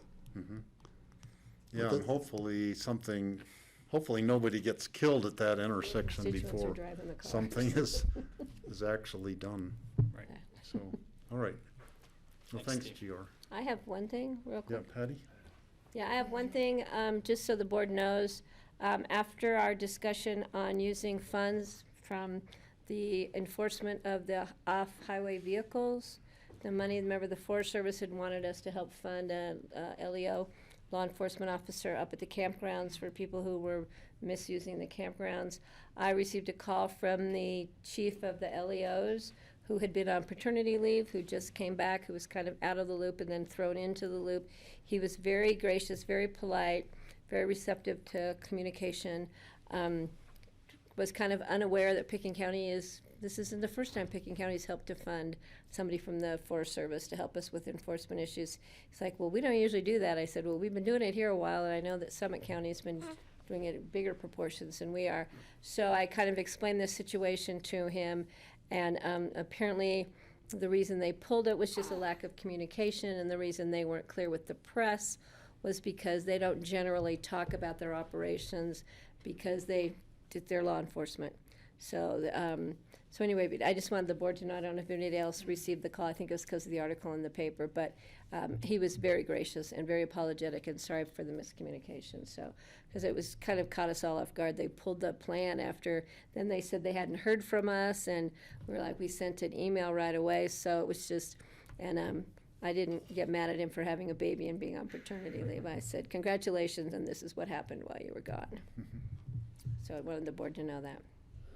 I have one thing. I just wanted to circle back. I had spoken with you about testifying on the zero emission vehicle rulemaking that's taking place down in with the Air Quality Control Commission. It was recommended that because we're a formal party to that hearing, to not testify as a distinct entity. So I withdrew that registration to testify, but I do want to submit a letter to the editor for this week, on the topic and encourage the Air Quality Control Commission to adopt the ZEB standard expeditiously. Is that the one Greg testified on before? This would have been last year. Yeah, he testified to encourage them to partake in the rulemaking, and now this is the actual rulemaking process. So I wanted to just clear that for you guys, so it's not a surprise if you open the paper and that. I don't know if Greg's getting text, but because he was involved, make sure that he's in the loop on that, so Yeah, he he is. doesn't think he needs to go down and testify again and misses this conversation. No. Yeah. Okay, perfect. And I also testified before the Air Quality Control Commission about the LEV rulemaking previously Low to emission that. versus zero emission. So this is the zero emissions vehicle rulemaking now that's happening. Okay, So just there's as long as we're LEV careful, and we don't want to get in the ZEV. way of progress. Yeah. I think we're well covered on this topic. I think he would have gotten away with a lot if you bring baby with you, we would have shoo in. Okay. So they're gonna get used to hearing from county commissioners from Pickens County on various things. That's good. They're already used to that, I think. And it is a different board now. The chairman was appointed as something in the governor's office now, so they have a different makeup on the Air Quality Control Commission at this point. Okay, any other board open discussion items?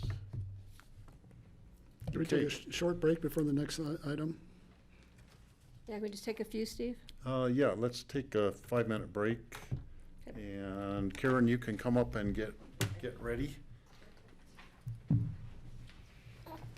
Karen, did we have stuff in our packet? It doesn't seem to be. No, Oh, good, that's we okay. didn't. No, because I'm going till I know. We thought we'd surprise you.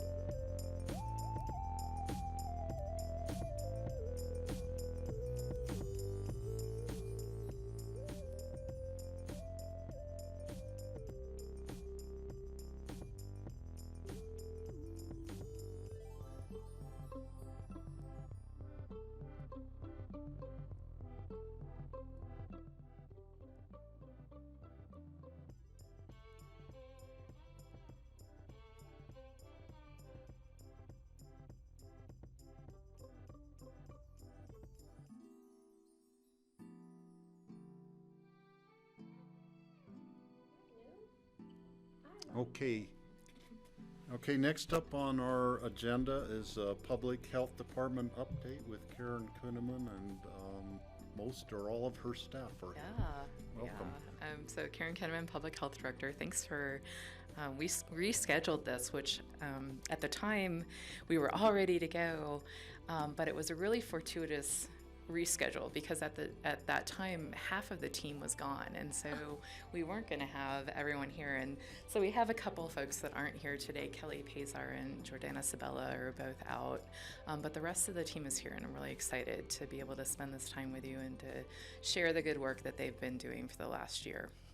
So the intent of the meeting is really just to give you a exposure to the accomplishments and to our big rocks for 2019, and to let you know what work the department's been doing. And so we're going to kind of play a round robin where we'll start, or I'll start, and then we're going to have shifting and people will move out and come back up, and so that you get to hear from the whole team. So this is our new logo. This was part of our work this year, was to really, we've been developing the team for the last 2.5 years and trying to build up the department, and part of that was looking at communications and how we define and delineate ourselves from others, and thought that having a logo that was unique to public health would be something that would help us with that. And the whole team created this logo, so it was a complete team process, and there were a lot of iterations throughout that process, but this is really a testament to the team and what they felt like best represented public health in Pitkin County. And for those folks who know me, know I'm a big dog lover, and I think we're the only public health department in the state of Colorado that has a dog in our logo, which I think is awesome. I have to ask, who put the trout in the path to the house, which is actually the river? So I believe our graphic designer put the trout there, and one of the reasons why they actually put the trout there was that Tom Dunlap had brought to us the history of the coloration of public health, like what colors represent public health. And pink salmon is the color of public health. And so we were trying to figure out a way to capture that. But then when we tried to put the pink color in the fish, it didn't really pop out the way we wanted to. And we were cautioned against that. But that was the intent of having the trout there to begin with. We don't have pink salmon, but we might have kokanee, which is pink, right? Pink salmon is the academic color for public health. I never knew. I know, but I didn't. I think it's pretty good. Yeah, so there's a little history of that. So moving forward, I'll see. We're just going to stay on the logo. See who's just going to sit next to me. Thank you. Well, there's that fish again. Right. And there's And a a theme dog. here. Yeah, and a dog. So I wanted to just stop and take a moment. The department is now 2.5 years old, with the addition of environmental health happening and coming into the rest of the department. And I'm curious from the board's perspective, what have you been hearing as far as your perceptions of the top public health priorities in the community? What's your perception of what public health is, so that we can just sort of start the conversation that way? Housing, I would say. Thanks, Kelly. What we're hearing a lot from the public has to do with the 5G cell phone towers and the radiation or electromagnetic rays you get from cell phone use. A lot of people are concerned about that. Interesting. Okay.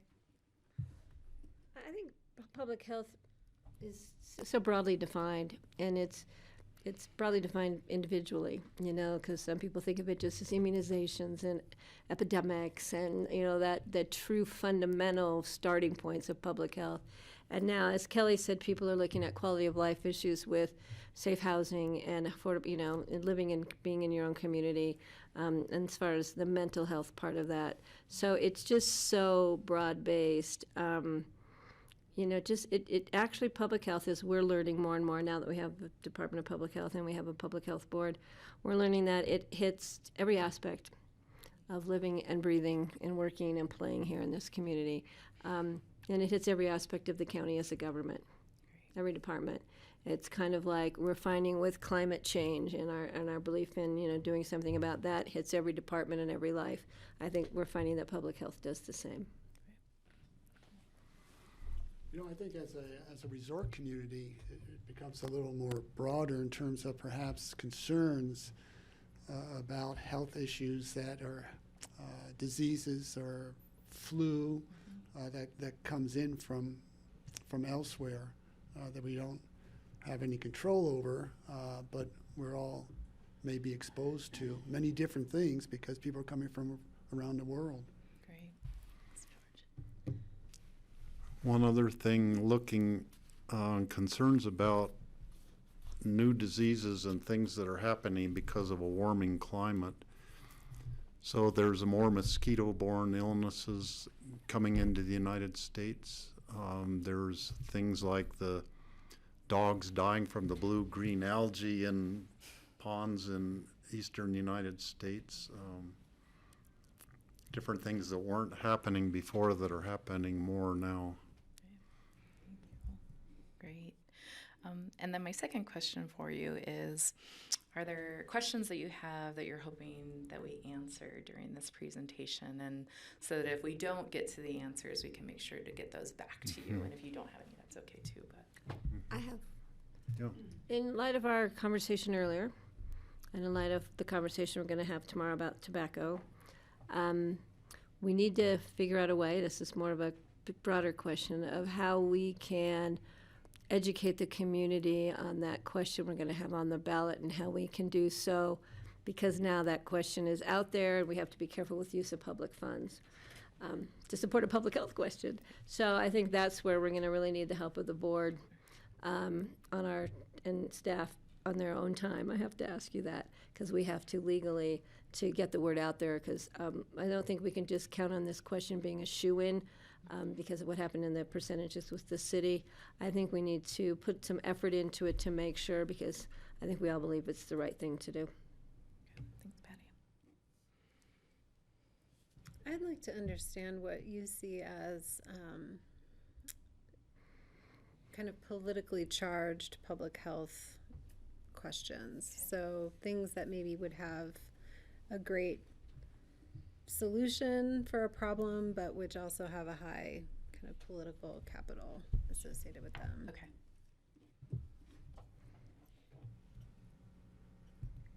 I'd like to hear, and maybe more, well, for me and for the public, the relationship between your department and the Board of Health. Sure. Okay. Anything else? I'm always interested in what the Center for Disease Control is coming up with. And when they have a news release, I pay attention to what they're saying. So something about your relationship to them and how you use the information you get from them. Okay. Great. Can I tag on to that too? And Tom might know the answer to this actually.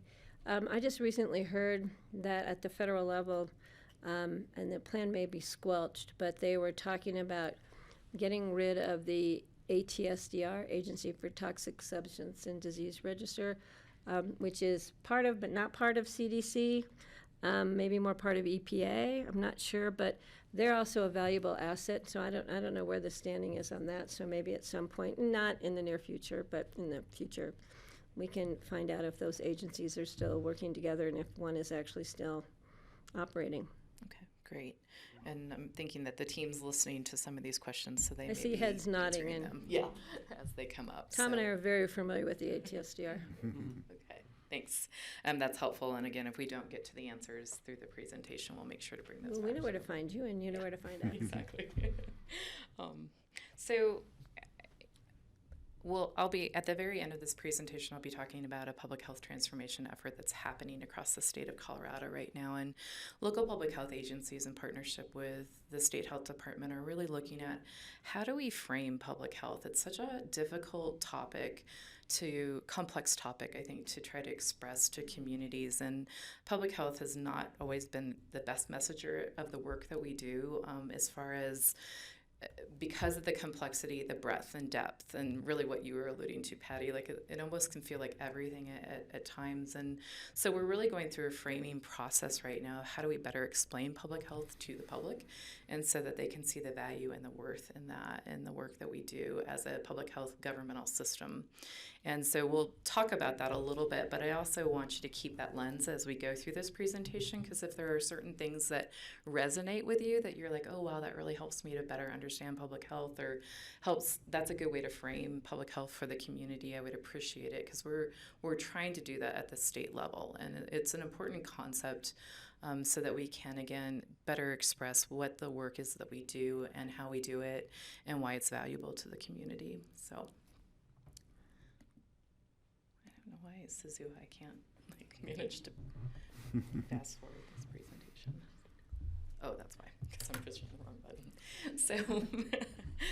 So I'm going to just give you a quick overview. I know that you all have seen this before, but just to frame up what we're going to be talking about today. So in 2008, the Colorado Public Health Act was passed, and this really created core public health services so they were consistent across the state, so that no matter what public health department you might walk into, you could be assured that either they were providing this service or they were assuring that it was being provided in the community by another entity in the public health system. So these are our mandated services.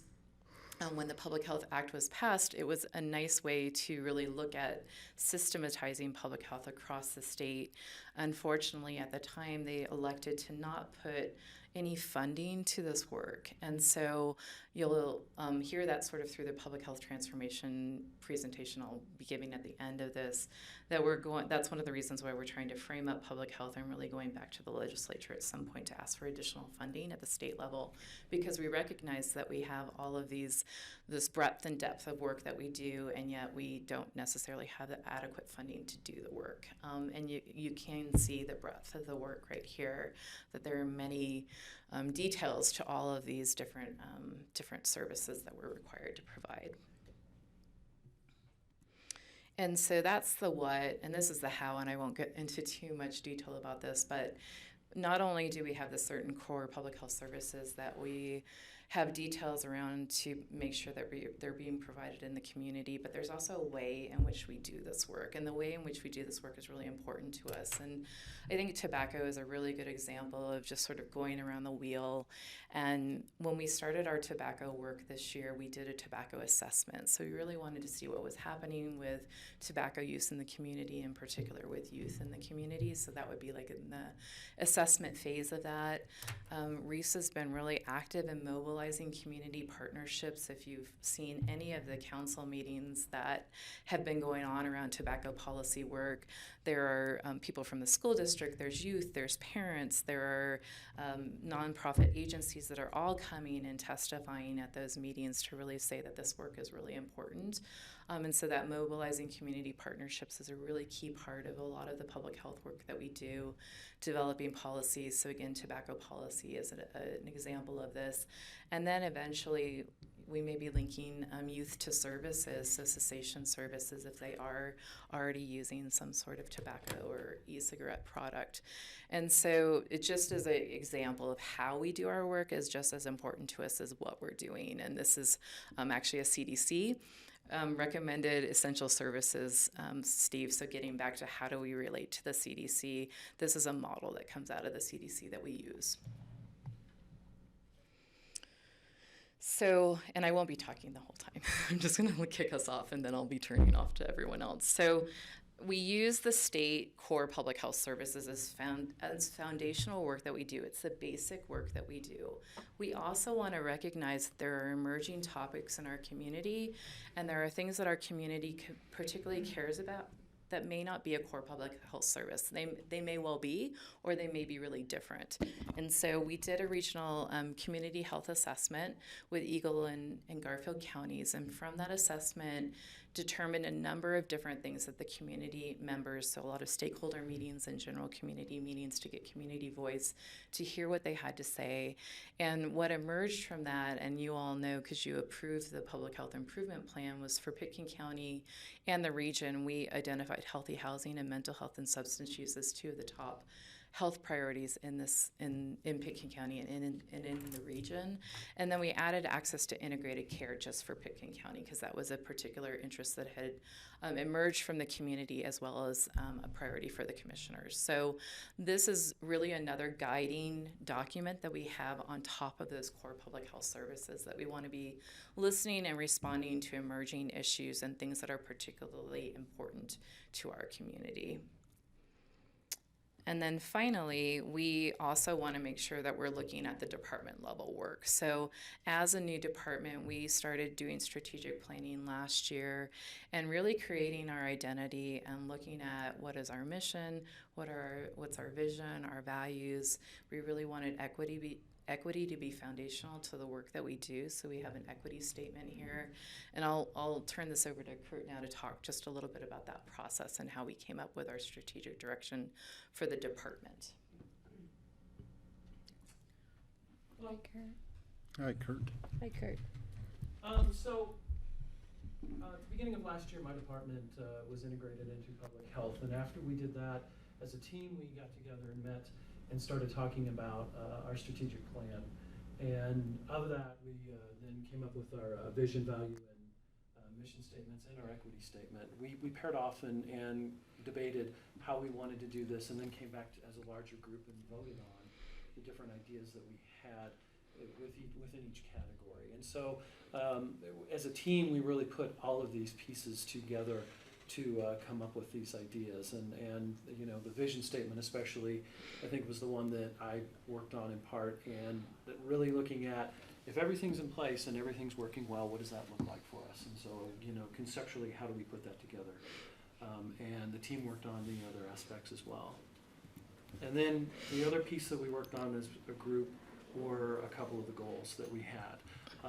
Goal one, Karen had already talked a little bit about really defining who we are and the different swim lanes that we have. When Karen started, she sent out a questionnaire to a number of community partners, and one of the pieces that came out of that was really folks needing to understand what the public health department was. We had public health being delivered from a number of different agencies around the county, but not necessarily under the umbrella of a public health department. My department's a great example of that. Environmental health was part of community development, but we were delivering public health services. So it really made sense strategically to pull us under and then start defining those pieces so that people understood what it was that we do, what it is that we do, and, you know, what our goals are. Can I ask a question? Penny. You may be answering this later, but can you define health and environmental equity? What does that mean? You start, and I'll jump in if you need. Call somebody else up for the back. Health and environmental equity. So where I think of environmental justice, environmental equity, environmental Is your mic? justice. Your mic's on. Mic on?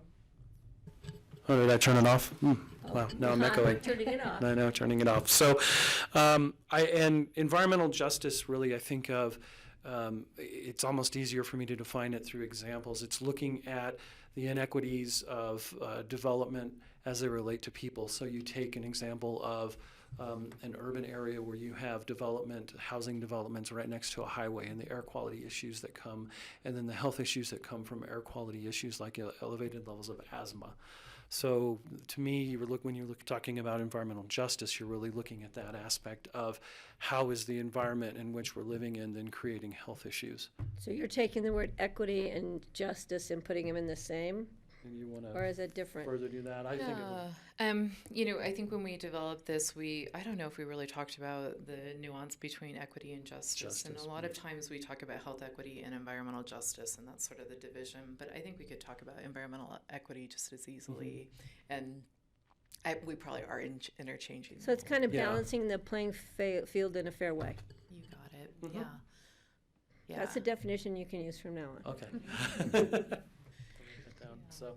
Yeah, and I think looking at equity, and we're really, the team will talk a little bit about the work that they've been doing around equity, but recognizing that as a value, a foundational value to what we're trying to achieve, and looking at inequities. So when we start to look at data that plays out in communities, we tend to see that certain folks have worse health outcomes pending, they say like your zip code is more important than your genetic code. Where you live can have a bigger impact on your health than the genetics that you were born with. And so when we start to look at issues of inequity, we start to identify folks that may not have as many opportunities as other folks to thrive in their community and have the best health.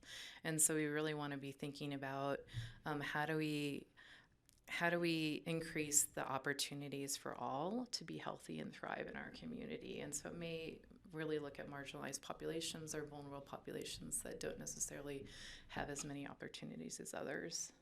I just want to react a little bit. What I like about using the term equity is it puts the topic on a more proactive footing, whereas justice to me is a reactive, and kind of let's address sort of inequities of the past through a justice lens, whereas equity is, let's positively plan and move forward that way. And people may see justice more as the legal, because you seem the justice. But the other thing I think in adding to that, it's genetics versus where you live. It's also part of that is where you work, because of how much time people spend in the workplace, not just the environment as far as the physical structure of the workplace, but the stress is created in the workplace and how that can have a direct impact on your health. That's why we are so healthy here at Pickens County. And one of the other pieces just to point out here is when you look at my department, and I'll speak to myself specifically, equity and environmental justice are pieces that weren't necessarily part of my language when I was in a different department. Coming over to public health has really introduced this whole aspect of, while the language may have been there a little bit, really the focus was not in terms of how our services are delivered. So this has been one of those changes that I talked about with why are you moving the department? Well, this is part of the reason why, because being under the umbrella of public health really has created this aspect that now I'm playing a little bit of catch on, I think, with some of my colleagues in terms of looking at it through this equity lens. So the other piece, again, we're looking at, wanting to be the community strategist for health. And then the third goal, and Karen already talked a little bit about this, and you've already seen some of the outcomes, was developing a communication strategy. The first two goals really don't start to even work unless you have a communication strategy in place. So there were a number of efforts. Again, we already saw the vision statement and the mission statement. The new logo that we have, that again was a group effort. We hired a design person, but then they threw out a number of designs to us to agree on. So that was the one that we chose amongst the group. We've looked at the website. We have a number of goals specific to the sub-goals specific to Goal 3 to look at how we can now communicate with the new department, all the services that we offer, and what our goals are. Great. Okay, so now we get to turn to the team. So you can see in front of you our current org chart, and I'm going to have everyone on the team just introduce themselves and tell one or two sentences about the work that they do, just so you can associate a face with the work and a name.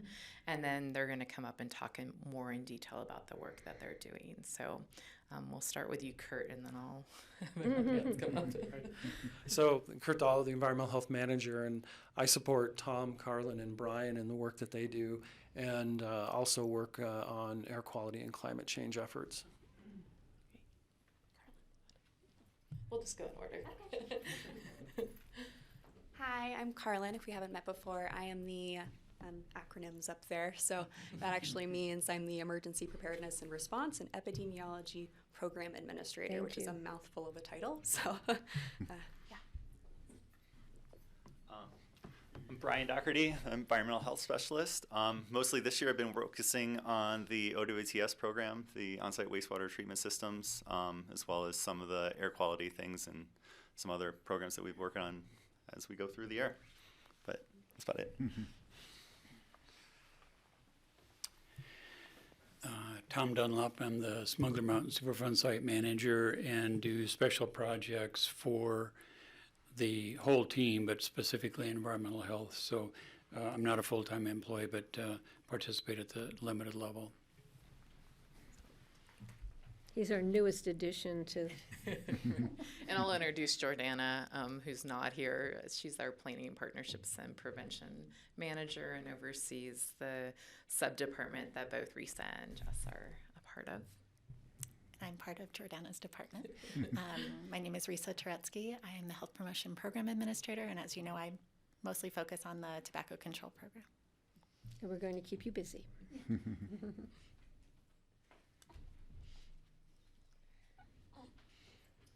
Hi, I'm Jessica Bollier, and I'm also on Jordana's team. And I'm the Mental Health Programs Administrator.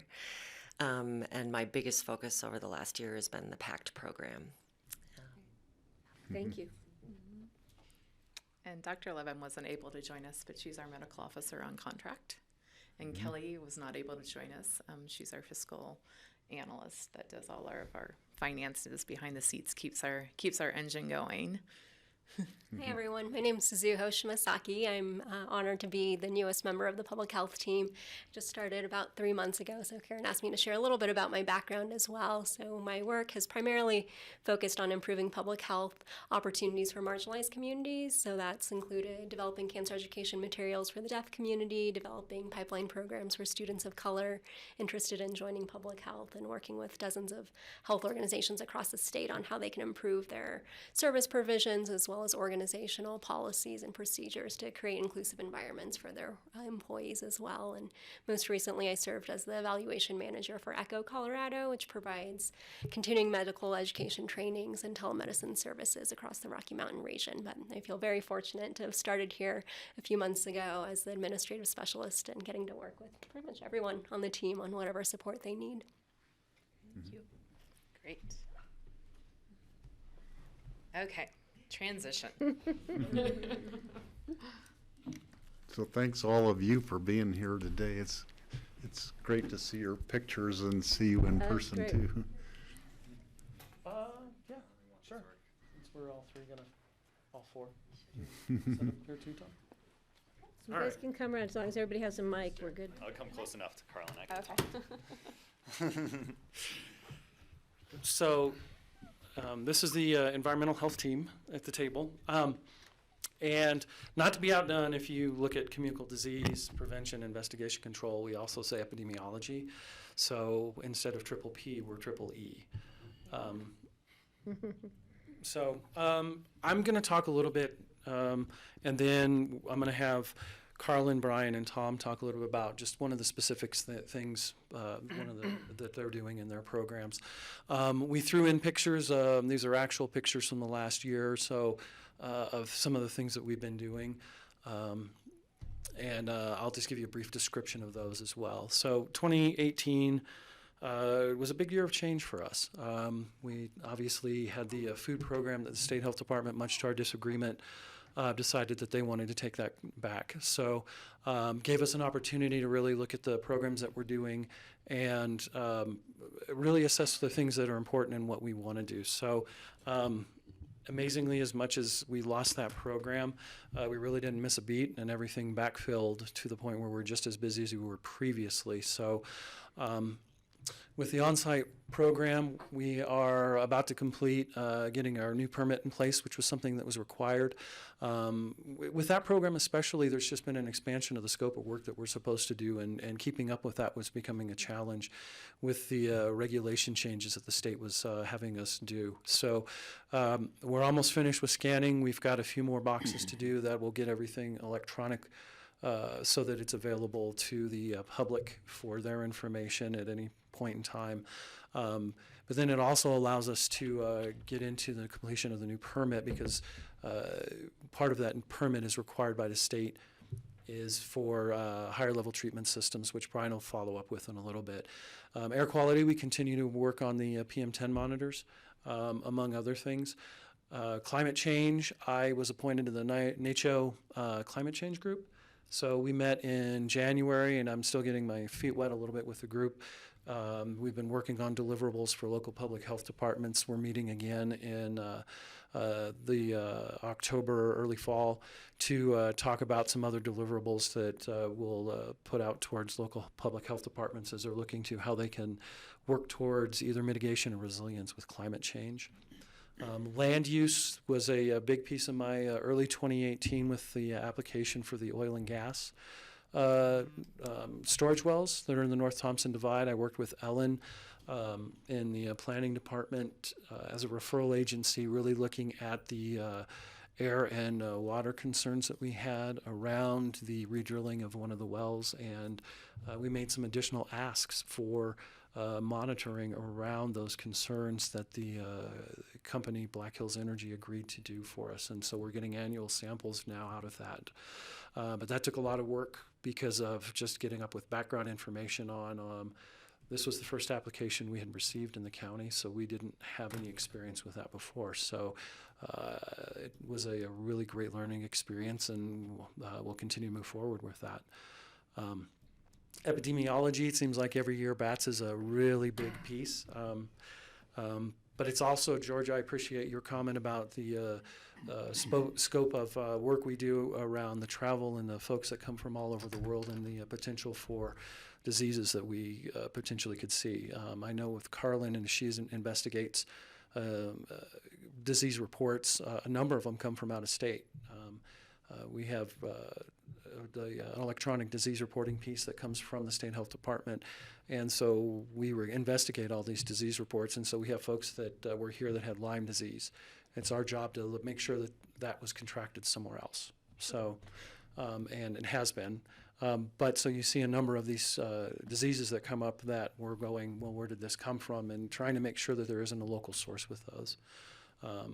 Along those same lines, Steve, you mentioned mosquito-borne illnesses. One of the things that we do is pay to have a company do mosquito surveillance for us every year.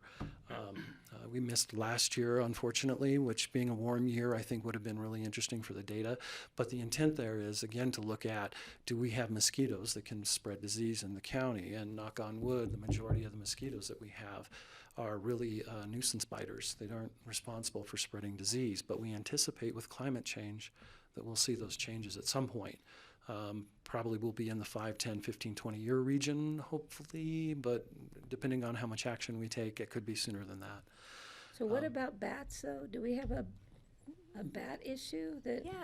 So one of the reportable conditions that we investigate is rabies, and we don't typically have human cases of rabies, but we know that we have rabies in our bats that we have here locally, and also mostly on the Front Range in the skunks. So for the most part, when we do a rabies investigation, it's to prevent that transmission from the bat to a human or a bat to a domestic pet. For the most part, most of the dogs and cats, not cats necessarily, but most dogs at least, are vaccinated against rabies. But we have a lot of folks who are coming through seasonally, and they come back to town and they have a bat infestation in the attic or in the eaves, and it's really easy to leave your windows open here because there's not a lot of bugs, and we don't have a screen in your window. It's easy for a bat to fly in. So yeah, every summer it seems we have probably more people than we would prefer to have to go through the rabies vaccination series because they've had an exposure to a bat. Do we have more people using bat houses to remedy bugs and insects in their yards? I mean, that's kind of become a new trend, is to have a bat house. Yeah, for the most part, the people I'm talking to don't have bat houses, but I do know that they have infestations of like 50 bats in their attic. So it reaches a point where there's so many bats in the home that you can't necessarily relocate them to a bat house. But yeah, that close proximity to humans is really the issue, is when you have bats in your home, in the attic, it's easy enough for leaving a door open or a window for one of those bats to get inside. So we try to, when possible, capture them and send them to the state lab for testing so we can figure out whether they have rabies or not. We haven't had any bats test positive for rabies this year, but we did have our first bat last year tested positive. So who do you call to collect a bat? Animal control. So we work very, very closely with Snowmass Village, City of Aspen, Does Pickett County. Riri go out and collect bats? Yep, yep. Riri is one of my frequent contacts in the summer. So yeah, it's a lot of work for the response side of things. I caught a bat one time. Oh, on purpose? No, it flew into the attic where we were having a party. Mm-hmm. You got so mad you caught that darn bat? I had to throw it out the window. Oh, jeez. That's why I don't have an attic, though, so I don't have to worry about that. So that's one example of Carlin's work with the epidemiology was around bats and investigating that to ensure that we don't see the spread of rabies. So couple of the big rocks that I wanted to talk about really quick, and then I'll turn this over. We are going to have a measles training top exercise this year. The State Health Department did this exercise earlier, and they agreed to come out and help to organize that tabletop. We're looking at a number of partners to get involved so that, we haven't run an exercise like this, in my knowledge, in a long time. So this is a really good opportunity for us to look at how we're going to respond if we needed to do something like this, especially given the concerns over measles outbreaks right now going around the country and world. So Thank you. we've talked a little bit about an anti-idling ordinance. I've done some review on that, and there's some debate about adopting this or the best way to handle an anti-idling ordinance. I can come back to you guys on that at a later date, but that's on our that's on the docket. The State Health Department is looking at changing their gray water regulations again. They continue to delay this. This was supposed to start last summer, but they continue to have a couple other regulations that their processes have been delayed. So we anticipate this to come up this year. I'm really going to be a proponent for some major changes here to hopefully streamline our own regulation. We're one of now 3 organizations within the entire state that have a gray water regulation. However, we've never issued a permit. Most of that, I think, in my opinion, is because of the complication and then cost associated with putting a system in. We're really looking, and we've already had some preliminary discussions with State Health around making those changes, and they seem interested in that. So, and then the last one, those big old acronyms, but you're probably familiar with them. The permit and tracking system that the Community Development Department is looking at. We're working, that's a lot of work in our future to get integrated into that system and our workflows integrated into that. And the communication then that will occur amongst our department and community development, planning, building, and other agencies in the county, I think will be huge and help to create some efficiencies. And then obviously the enterprise fund, the enterprise software that we're using right now, that was just started at the beginning of June, I believe. Just starting to implement, you mean? Implementation of that process, so we're working through that as well. No, the ERP. ERP. And Pat's, we just signed the contract on too, so that's coming. Right. With that, I wanted to let Brian and Carlin and Tom talk. Carlin already talked about the bat piece. Is that a bat on his? That's a bat on a pillow next to that gentleman. Not out of the ordinary for the kind of phone calls that we get, unfortunately. You So, sleep with a dog or a cat in your bed. Right? so Brian, do you want to start with? Sure. OWTS? So, like I mentioned, what we have right there in the other picture is our PM10 monitors that we have on top of the yellow brick roof, and we've been maintaining those for a while now, and sending that data out to the state as required, because we were a former non-attainment area for PM10, which is particulate matter, less than 10 microns. It gets caught in your lungs, but we are working our way towards becoming getting off that list, which will be the first place ever to get off that list. It I sounds thought like we were off of it. Well, we're no longer we are a former non-attainment area instead of a non-attainment area, but there is a certain period of time that you are in that you're in a former non-attainment area before we don't have to track it anymore. So we're getting there. We're getting still good samples and good air. But anyways, talk about Are those monitors? Do they collect up 2.5? These ones do not. This is just for the state, and this is their official tracking method, and it only does TM10. But the cities has their own monitors on the same building, and in fact, they're in that picture, and they do PM 2.5 as well. They're about 5 feet away from each other, so yeah. While I don't do that, we do get that data. And anyway, the particulates are not speciated, right? For less than 10 microns, no, it's just less than 10 microns. Are they speciated at 2.5? So that monitor, I don't know a lot about. That's run by the city of Aspen. I know it does both. I think it does PM 5 and 2.5.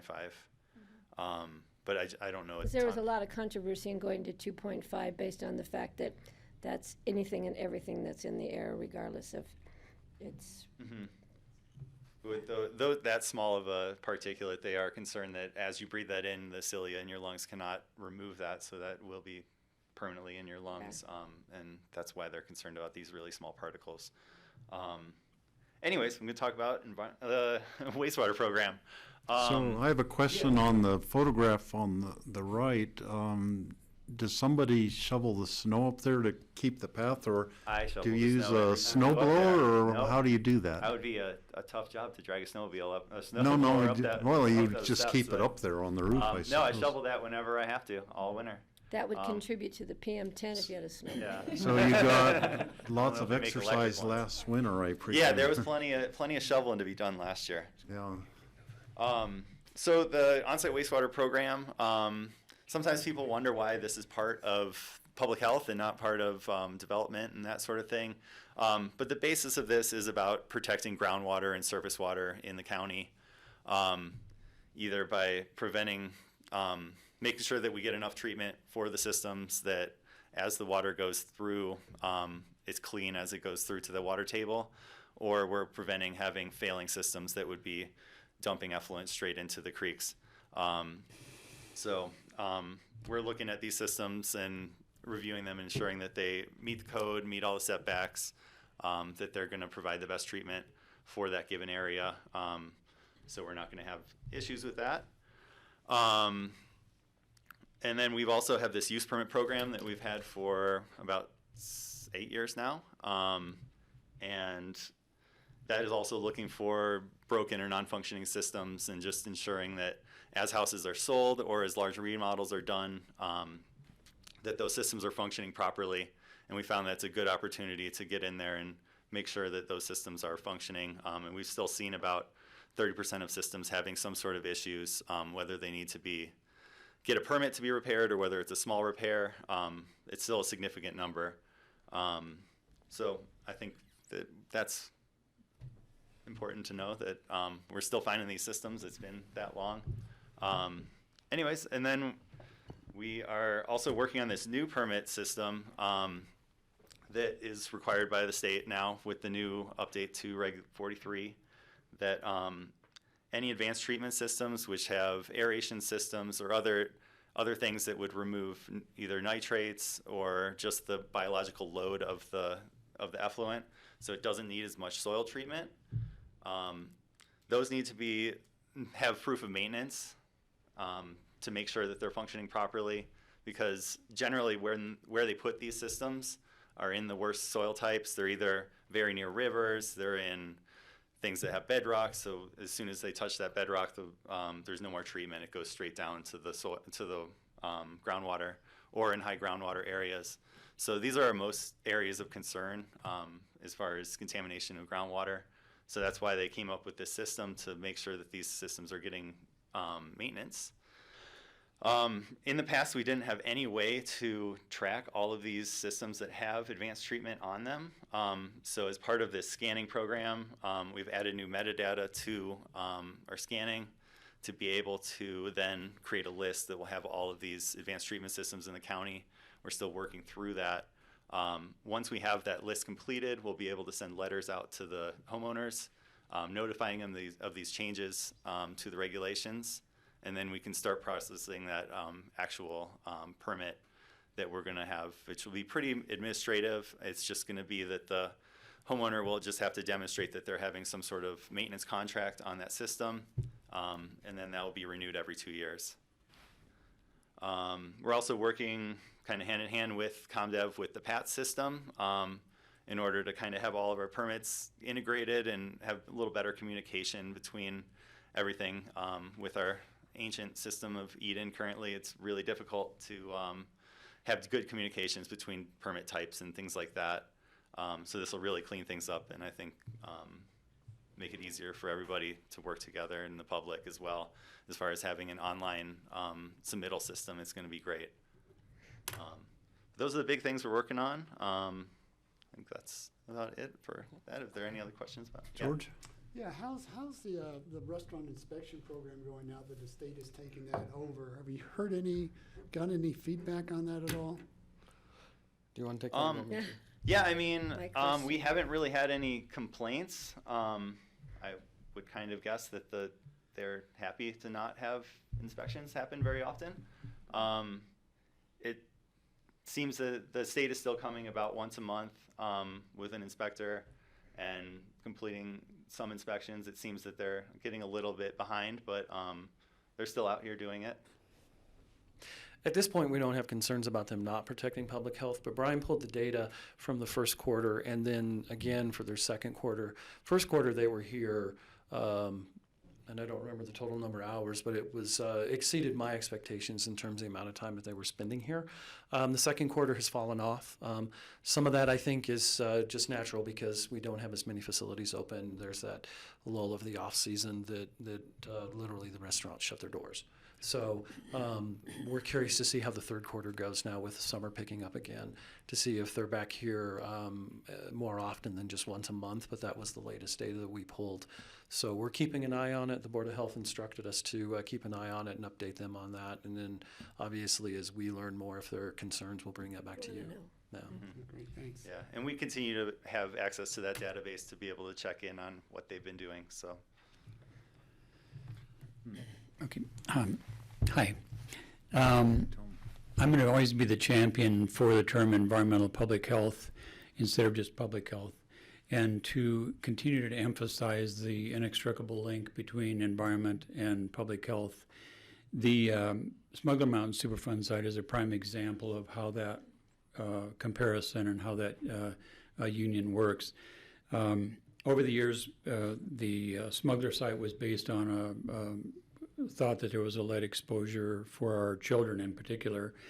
So that involves the Environmental Health Department. It involves the medical community, nursing, physicians. It involves nutritionists. It involves health educators. It had a huge impact. It can have a huge impact. It did have a huge impact on our community.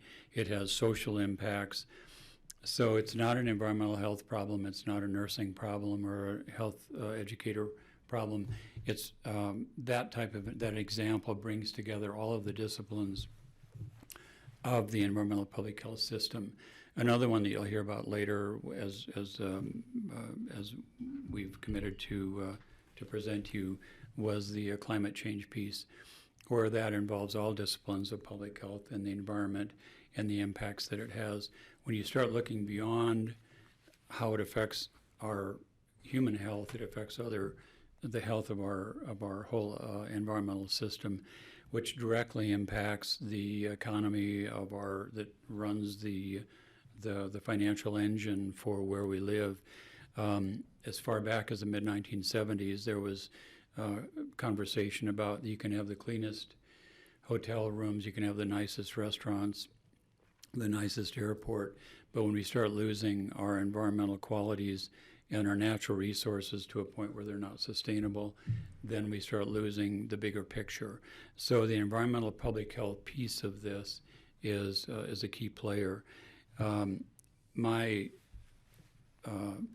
of the reasons I got into environmental public health was in 1962 when I graduated high school and read the book Silent Spring by Rachel Carson. And she was the one that pointed out the careless application of pesticides into the environment that resulted in the death of songbirds and other natural creatures, and it manifests itself all the way into the human cancers as well. So it got to the point where some of the areas she was studying were so environmentally damaged and threatened that they were not sustainable. And then that was one of the key documents that started the environmental movement in the 1970s and 80s. So I'm the environmental health champion and always will be. Thanks. I have a question. Well, Tom, in talking about Superfund and the broad spectrum, it's also a great example of environmental justice and equity. And we learned that it took us a while. It was not an easy learning lesson, but we really learned that at the end of the day. And I think a lot of the efforts that came out of the Smuggler Superfund site was a national issue and national attention to environmental justice and equity. Yep, absolutely. Thanks, Tom. Just to answer your question real quickly about ATSDR. ATSDR and National Center for Environmental Health merged when I was the chair of the NACHO Environmental Health Committee many years ago.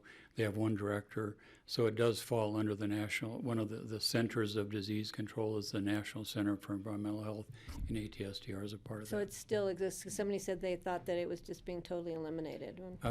In this current political climate, it's difficult to not say that's incorrect. Yeah. Thanks, Tom. So with that, that's environmental health in a nutshell. There are obviously a number of other programs in environmental health, and I just leave you with the definition that environmental health is a community's health as it relates to the environment. And vice versa. Okay, thank you. Thank you. Kurt, I leave tomorrow. I'll be there on Monday. Oh, really? Yeah, I know you are. Oh, that's in somebody's hand. Transition. Okay. So these are all organized by the core public health services. So if you're wondering why we're talking about prevention, population health, promotion, assessment, planning, communication, those are two of the other core public health services that we're going to be talking about. And I'm going to let Risa and Jess take over here. So Jess and I are going to ask each other some questions to help you understand the programs that we are working on. So Jess, the citizens of Pitt. Should I repeat what I just said? No, we're good. Jess, the citizens of Pitkin County have identified mental health as a top priority. Public health has had a key role in facilitating community collaborations and new initiatives in order to improve access to mental health services for everyone. The PACT program is one good example of this. With its recent full launch, what are some of the early impacts of the program on the mental health continuum and coordination of care among partners? Thanks, Risa. So there are a lot of highlights with the PACT program, but we had sort of a staggered launch of the program where we had case management that began in early December of 2018. Then we added a peer specialist in January. And now, just as of June 1st, we have a full-time co-responder clinician. So we have a full program, the full program that we envisioned, operational. So we don't have a comprehensive body of data at this point to really tell the story. But we do have some ideas about the early impacts. And one of the main things is just that prior to the inception of PACT, the only way that law enforcement could enlist the support of mental health providers was if somebody was in a full-blown crisis. So we're talking suicidality, homicidality, or grave disability. And with the PACT program, actually, law enforcement can call in our co-responder clinician prior to, it might still be a law enforcement contact, right? But it's not necessarily a full-blown crisis. So we have an opportunity to get that earlier intervention. It's not necessarily early, but it's earlier. And alongside that, Katie can respond to crises, our co-responder, Katie. So at the same time, we're increasing the capacity to deliver those crisis services here in the Valley.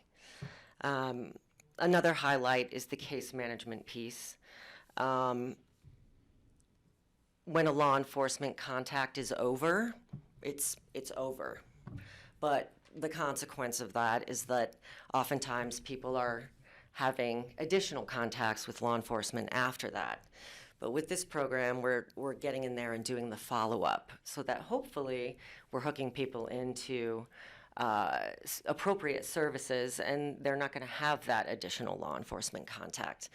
And so since December, when case management began, we've, let's see, almost 200 individuals have been referred into case management with the PACT program, which is a decent number considering the staggered launch. Right now, we're working on pulling numbers of that number, how many are engaging in services and for how long. So we're excited to see those numbers come in, and we'll definitely update you when they do. The other big thing is that we have a peer. We have a peer specialist, which is a new role here in the community.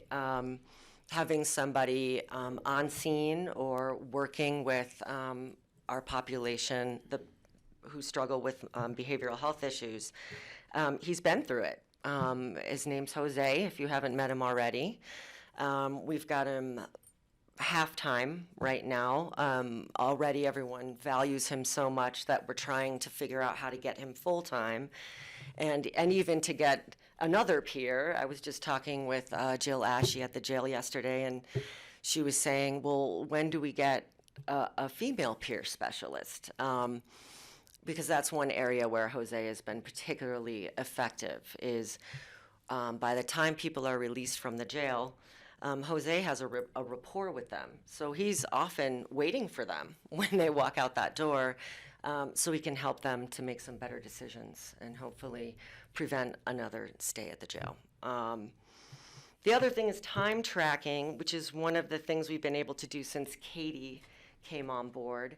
And so it's a tedious process, but we're tracking how much time are officers spending on mental health related calls, and then how much time is Katie spending on mental health related calls. And we're seeing, even in this short window of time, a drop in the amount of time law enforcement are on those calls, because Katie is facilitating, or law enforcement and Katie are facilitating a handoff so that law enforcement can go back to what they need to be doing, and Katie handles the mental health situation. And her time on calls is steadily going up. And so we're expecting that to continue. We're also seeing a steady increase in the number of referrals from law enforcement, because now that we're live, they're actually figuring it out. Oh, this would be a call for PACT. This would be a PACT referral. So we expect to see those numbers keep trending upward, at least through the shoulder season. PACT is funded through the state grant that we got, correct? How much was that for how many years? Sorry, it's Office of Behavioral Health through the Department of Human Services, and it's about $362,000 a year, I think.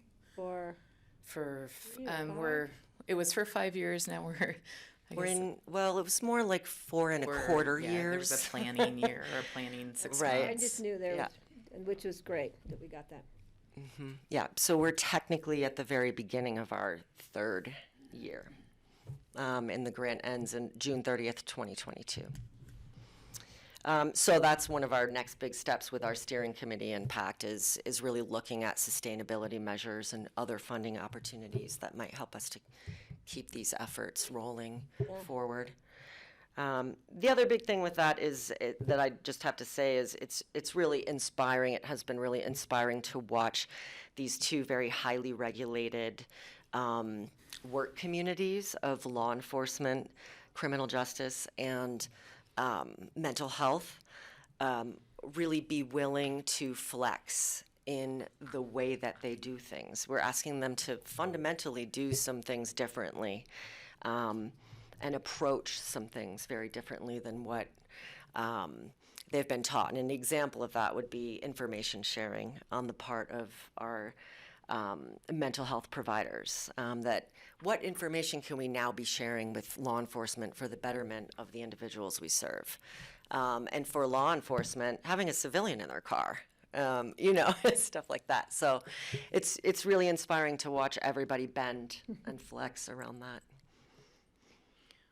I'm noting the time, and I want to do a quick time check with the board. We have a little bit more we'd like to talk about with Risa and Jess, and then we have another little section. So I just want to get a sense of where you are with that. I thought we were going to 5 anyway, so. I'm good till 5. Yeah, I have to be down Valley by 6, so. Yeah, I'm good for a little while longer, and given the fact that you all came another time when we were running really late, and while we have you here, we'll let you run late this time. We want to have you run late up to a point. We'll have to start leaving Great. Thanks. The sun Thanks for goes checking, down, you're Carol. out of here. Thank you. I appreciate that because we acknowledge the breadth and the depth of the work we do, right? So you've heard everything from BATS to mental health program already. So yeah. Thank you, Jess. Yeah. So you've talked about how innovating for an improved continuum of healthcare, particularly around mental health, requires such a high level of cross-sector collaboration and systems integration. Can you give us some quick points on how public health has championed that effort? Sure, yeah. So there are three that we wanted to highlight in prevention, planning, and partnerships. One was the connection campaign with Aspen Strong. We now have a pretty comprehensive directory of mental health providers, live and user-friendly, easily accessed on Aspen Strong's website, just to increase access to care and to educate the community about what resources are available. I guess one of the big successes with that, Jordana shared, was to bring the Connection Campaign and mental health first aid resources to the service industry through a local chef who's been working on suicide prevention. So that's an unusual partnership and a really cool one. Also, responsible suicide reporting. So working with the media to a public health sponsored a workshop for media and other spokespeople in the community in late 2018, I believe it was. And then the follow-up with that was Jordana was able to work with the coroner to obtain accurate suicide data, and that can be used in prevention efforts. So Jordana's in the process of analyzing, collecting and analyzing that data. We'll hear more about that. And then the other one that we wanted to highlight was we're using an information sharing platform, a cloud-based information sharing platform called Gelada. It tastes like ice cream. Right? I know, it's strange name, but a really interesting tool for information sharing that we are piloting in the PACT program. Right now, law enforcement are making all of their referrals through that system, and our PACT clinicians are responding to those referrals in that system. So yesterday, I trained the jail on how to use it. We have trainings coming up for the hospital, the detox, probation, so that they'll be able to get in and make referrals to the program. And so we have this centralized place for data collection and reporting, but also a way to track where individuals are pinging the system, so that if a law enforcement officer knows they made a referral, they want to go in and see what's the status of this. They can check on that and say, oh, someone is following up.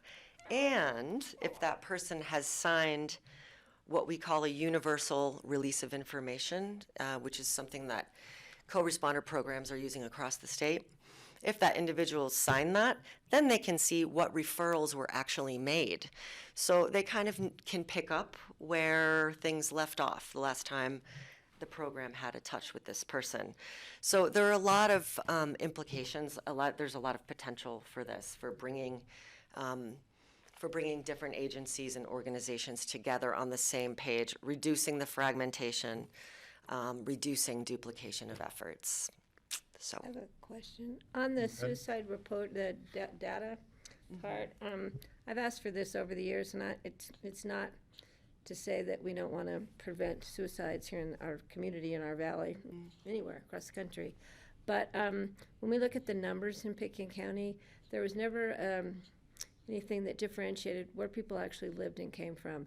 You know, we had a time frame where people came here to commit suicide because of the beauty, because of some history, and the community was getting, those numbers were coming out as Pitkin County, and it was hard, I think, for the people who were trying to prevent suicides to say, we have control, or we hope to have some kind of effective relationship with people and do what we can. But when people come from outside the community, it's difficult. So I don't know if we ever were able to get that data, or it's just sometime in the future. If you just let me know, I don't need it right now, but. Yeah.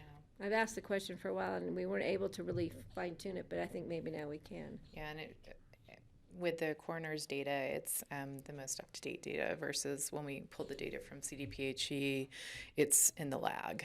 So it's old, in essence, it's old data by the time we get to it. So now that Jordana has that relationship, we have been looking at the most up-to-date data, and I don't know how it pulls out. Yeah, just by for future geography, information, but you can just yeah. let me know. Thanks. Yeah, that question has come up at the state level as well. Other communities are asking the same question, and apparently it's really hard to tease that out.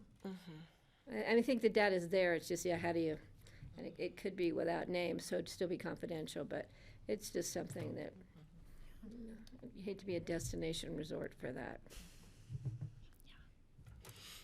And that's all I had. Any other questions on the mental health initiatives? Amazing what you've done. With the issue that Mind Springs Health had recently about their change on what was being supported by, I can't remember exactly Crisis what happened, services. but Yeah. with the funding from the state and their charge, has that created any differences for us here in Pitkin County? Can I speak to the Go crisis for it. part, and then I'll let Jess. So we didn't have any change of service in Pitkin County because we were already contracting through our RFP process to have Mind Springs be the primary crisis provider in Pitkin. So when OBH and the Ray, Rocky Mountain, went ahead and subcontracted out, they decided to subcontract out to Mind Springs Health. So it's really business as usual for us in Pitkin County. For other communities that may have a transition in their crisis provider, they're working through that. The Rocky Mountain Health Plans, as the regional accountability entity, has a protocol that they're putting out across the whole region. So there should be consistency between all of the different crisis providers and how they perform the service. So does that answer your question, Steve? Mm-hmm. Okay. Yeah. So I guess I would have a concern in the long-term survivability of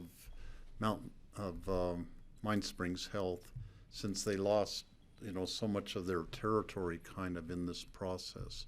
Are they still totally viable? Yeah, so they have a number of different communities that they're still serving. I would say they may have lost half or maybe more than half of their contracts for crisis, but they certainly have a robust continuum of care as an agency. So they're doing a lot of other things that they're getting funding for. I don't know, John, if you have any other thoughts on that. No, I was going to say the same thing. Crisis, it certainly is not a profit center generally for Mind Springs Health. And so it is core to their purpose. And so they are continuing to offer it in some communities like ours, not in other communities. But I would not view this as a financial threat necessarily to Mind Springs. I do think over time we need to watch how this change that the state is making through the accountable care, or the RAY, I forget what it stands for now. Regional accountable. Regional accountability, Entity. something or other, entity. How those changes play out and whether we want to follow suit. What we knew as these changes were coming about is we went through a pretty significant community effort with partners to realign our crisis services as well with the rest of our continuum here, and that's working well. Mm-hmm. So we didn't want to change that until we were assured that there was something potentially better for our community. Mm-hmm. Okay, thank you. I have a few questions for Risa. Risa, use of e-cigarettes among kids has really become an issue in Colorado and in Pitkin County especially. What are the key sustainable achievements that you think public health has made this year? Thanks, Jess.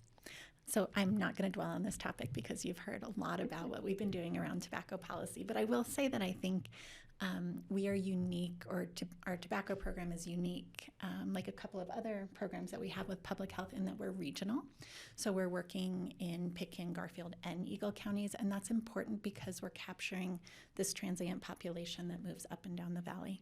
So one of the big things that we did was to have a collaborative meeting in March that brought people from healthcare, youth serving organizations, kids themselves, local governments together to discuss what's happening. And out of that has sprung some other municipalities and counties actually looking at what they can do in the policy. So Aspen was the first to pass Tobacco 21, as you know, and it's really been a domino effect. So tonight I'll be in Carbondale. Thursday night I'll be in Glenwood Springs, and Monday I'm speaking with Garfield County Public Health. And of course, you all are speaking about this as we talk. And as Karen said, having those other partners come to the table and speak to the importance of protecting young people through policy changes, which are really sustainable and really wrap around the kids with these protections, I think is really important. As public health, we really are committed to ensuring everyone in our community can be healthy and thrive, and putting in place the structures to make that possible. What is this Omni project that public health has been working on? So as we talked about earlier, we are really committed to equity. And so Jess and I have been working with the Omni Foundation? Institute. Thank you. Omni Institute in Denver through a grant from Telegen to, we're a pilot community along with Silver Thread, which covers Lake County and, what's the other one? Mineral and Creed. Thank you. And so we've been working really closely with them to develop a curriculum and a toolkit for local public health agencies to improve their own skills and their own ability to talk about what is health equity and how do we really think about it, understand it, and be able to commit to it so that we can then do that work in the community. And so we spent about a year working with Omni to develop what is now a really robust curriculum that goes through different layers of what health equity is and helps us to prepare ourselves, but also will help other communities in Colorado to prepare to discuss equity issues and to go out into the community and do the work. And the purpose was really to develop something that's specific for rural communities, because there are a lot of tools out there and a lot of guides, but nothing that really looked at what is unique to a rural community. And so we've been working really hard on that, and that was just completed last month. Next question. One of public health's most important functions is to help track what's happening in the community and help the community use the data to respond. Are there any innovations in this area? Yeah, so Jordana's been working really hard on the Regional Public Health Improvement Plans monitoring website and data dashboard. I'm going to read a little bit about this because this is really something she's been digging into, and she shared some talking points with me. So again, we're working really closely with Eagle and Garfield County on this as a regional commitment. And we're also working with other stakeholders like Aspen Community Foundation, the Valley Settlement Project, Mountain Family, West Mountain Regional Health Alliance. And we've received a grant that will help us to build out a shared regional health data dashboard. The goal of it is really to include social determinants and health indicator data, and to make that data available to the community, as well as displaying it so that we highlight disparities and issues of health equity. The idea also will be that new data will be updated automatically, and anyone in the community should have access to this data, which would allow people to use the data for better decision making for their own programs and easier grant writing, as well as helping us as public health better measure the impact of our programs and what we're doing on health equity, and our priority areas. Well said. By Jordana. I didn't put that in.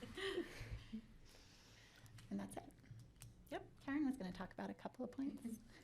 I get to like breeze through everything, so I'm gonna hit on these very high levels. So you all know about the mental health collaborative work that we've been doing with Aspen Valley Hospital, the city of Aspen, and the school district, and we've just entered into a planning process with those partners, expanded out to the Aspen Community Foundation and SKICO and a couple other providers to really look at mental health strategic planning for Pitkin County. So we've just started that process. We have a planning committee that's mapping out what we're going to be doing over the next 6 months. most of this is really community engagement. So how do we hear from a broader community voice to have them really drive and help inform this plan moving forward? So our facilitator just did is just planning a provider meeting, or sorry, a community meeting with in the Spanish language, so with Spanish speakers. Then we'll be doing some broader stakeholder meetings and community meetings and provider meetings, and really making sure that there's a wide swath of folks that are informing that plan. We continue to do access to integrated healthcare with contracts with Mountain Family as well as Mind Springs Health, and really looking at integrated healthcare as beyond just behavioral health and physical health, but also dental health and the determinants of health. So how do we start to connect people to access to healthy foods or transportation, and really looking at integration as a whole? So beyond just maybe things we typically think about when you walk into a doctor's office. And then, as we alluded to, we've been working on a communications plan. We're in the works on that. We do have our logo and our tagline. We've been working on PR templates and ad templates and our webpage, and just getting some things in going so that we have those to use. And then we continue to look at health equity in all policies. So how do we think about infusing health equity into other policies or other sectors like housing or tobacco, and really trying to have equity lens when we think about those other topics. There. Okay. Thank you. Okay.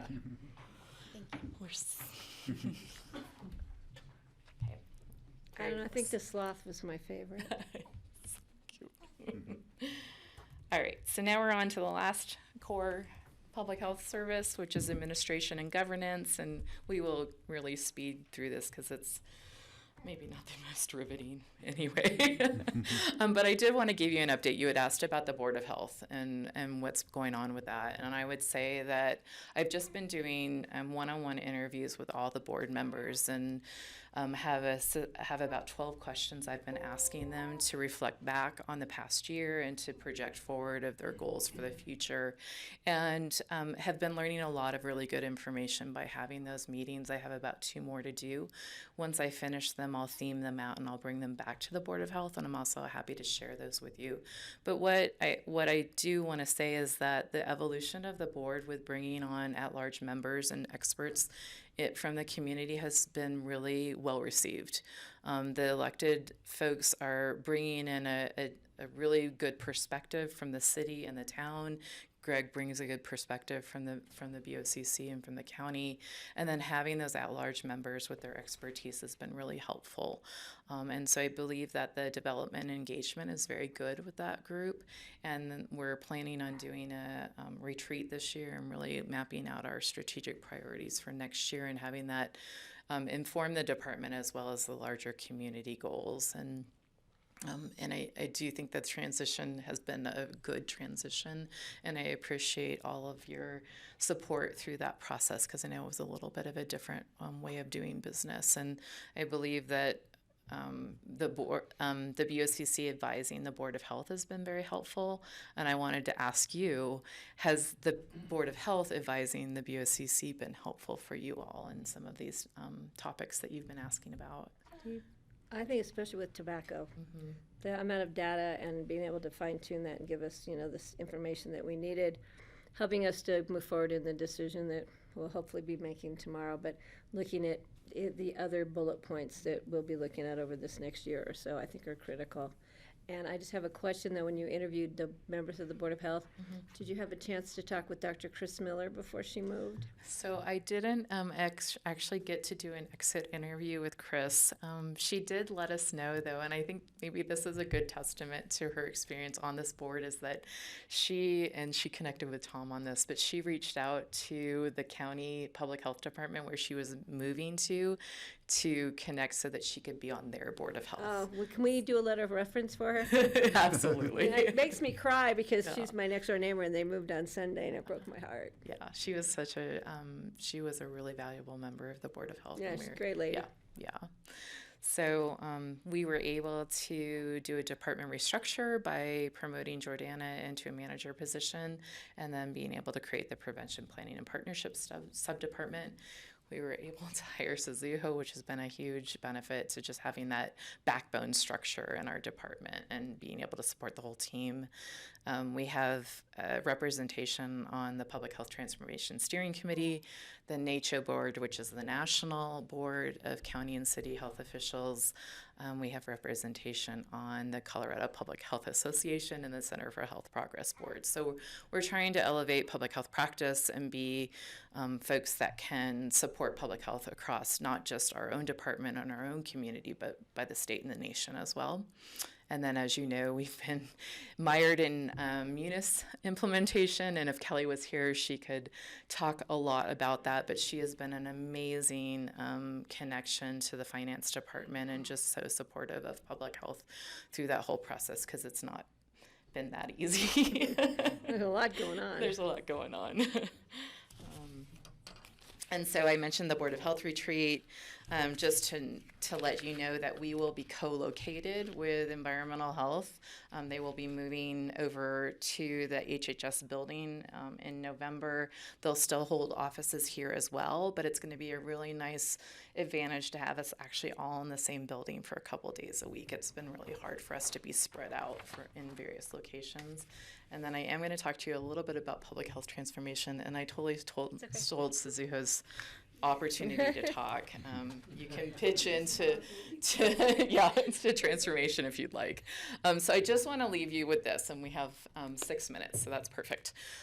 So as I mentioned, the Public Health Act, when it was passed, didn't have any funding attached. And what public health across the state has recognized is that we have so many core public health services that were mandated to do by statute.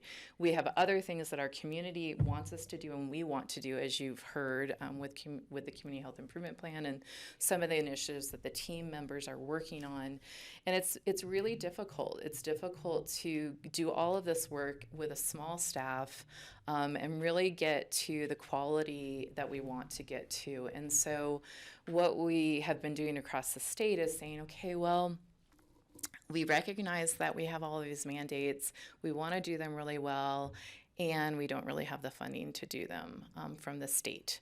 And so this whole transformation process is to really figure out, first, what is right sizing public health in any community in Colorado, but we're definitely going through that within Pickens County right now, to optimize our efficiency and effectiveness, to define our service level standards so that they are standardized across the state, and to increase funding and align funding responsibly, to accountability, because public health is all about data too and metrics, and we would like to measure everything we're doing and make sure we're doing it really well. So all of these things are the goal of public health transformation, and so we've been doing this process for the last 6 months really across the state with a variety of different entities involved in the planning and steering of this. And we just went through a cost assessment. And so every local public health agency and the state health department went through and we said, okay, what are the core public health services that we need to be providing by statute? Where are we currently allocating FTE? Do we have gaps in that system? Do we have whole core services that we're not providing because we just don't have the FTE or the resources?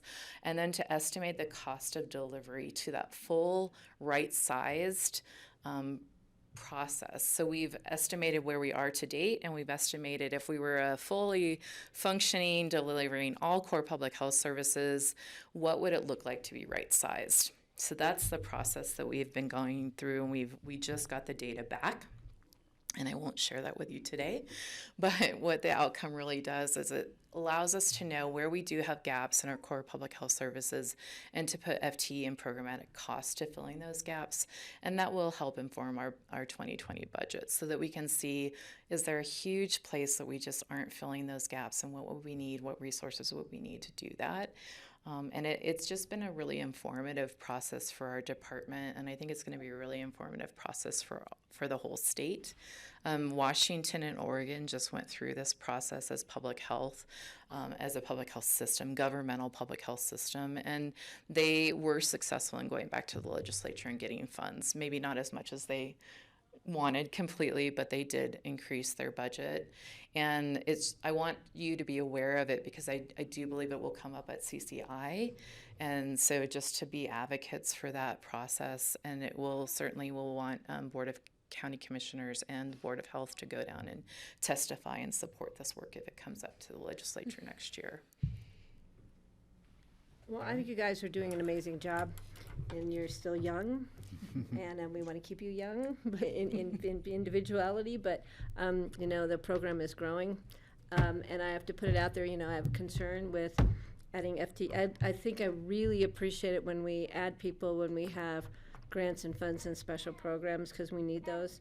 And you've done a great job in finding us dollars, which I really appreciate, which is not always an easy thing to do. But I have concerns about adding FTEs on a full-time basis because, you know, we keep hearing this cloud coming over us with a recession coming up. And so I think we need to keep that in mind. And I think will come out when you decide what the gaps are and how we're going to fill them. You know, we went through this with social services years ago when it was human health services, and it was kind of, we didn't have a public health department. And it was tough. It was tough because you want to attend to everything out there because you feel the need and you're passionate about it, all of you in your own separate departments and divisions and thought processes. But, you know, it's tough from this side of the table to be the ones that have to make that tough decision. But again, thank you. You guys have been doing an amazing job, and it's fun. It's fun to see you grow. Okay. Well, thanks, Karen. Are you all finished? Yeah, okay. I was like, did we answer all your questions? I'm not entirely sure if we did, but I have them here. So if we didn't, we can come back to you. Okay. Well, thanks. That was a very great. thorough overview of what you're doing. And, you know, it still is having split the health and human services into different departments, and the public health part is still growing and maturing, and so it's really good to see all the things you've done and all the things you're working on. And I'm glad we waited and gave you time to come back to us so we could see the logo. Yeah. Yeah, absolutely. I really like it. So, once again, thank all of you for coming in today. Thanks. And good to see you. Good to for meet you. giving your presentations. Thank you. Yeah, thanks. Thanks for sticking in there with us. All right, thanks. We do have an interview coming up, right, for the appointment to Public Health Board? In several weeks, two of them. I know one of them is Linda Vieira, and I can't remember the other one. So that's for one opening, right? Yeah. And we have two people who Who's will the apply. second one?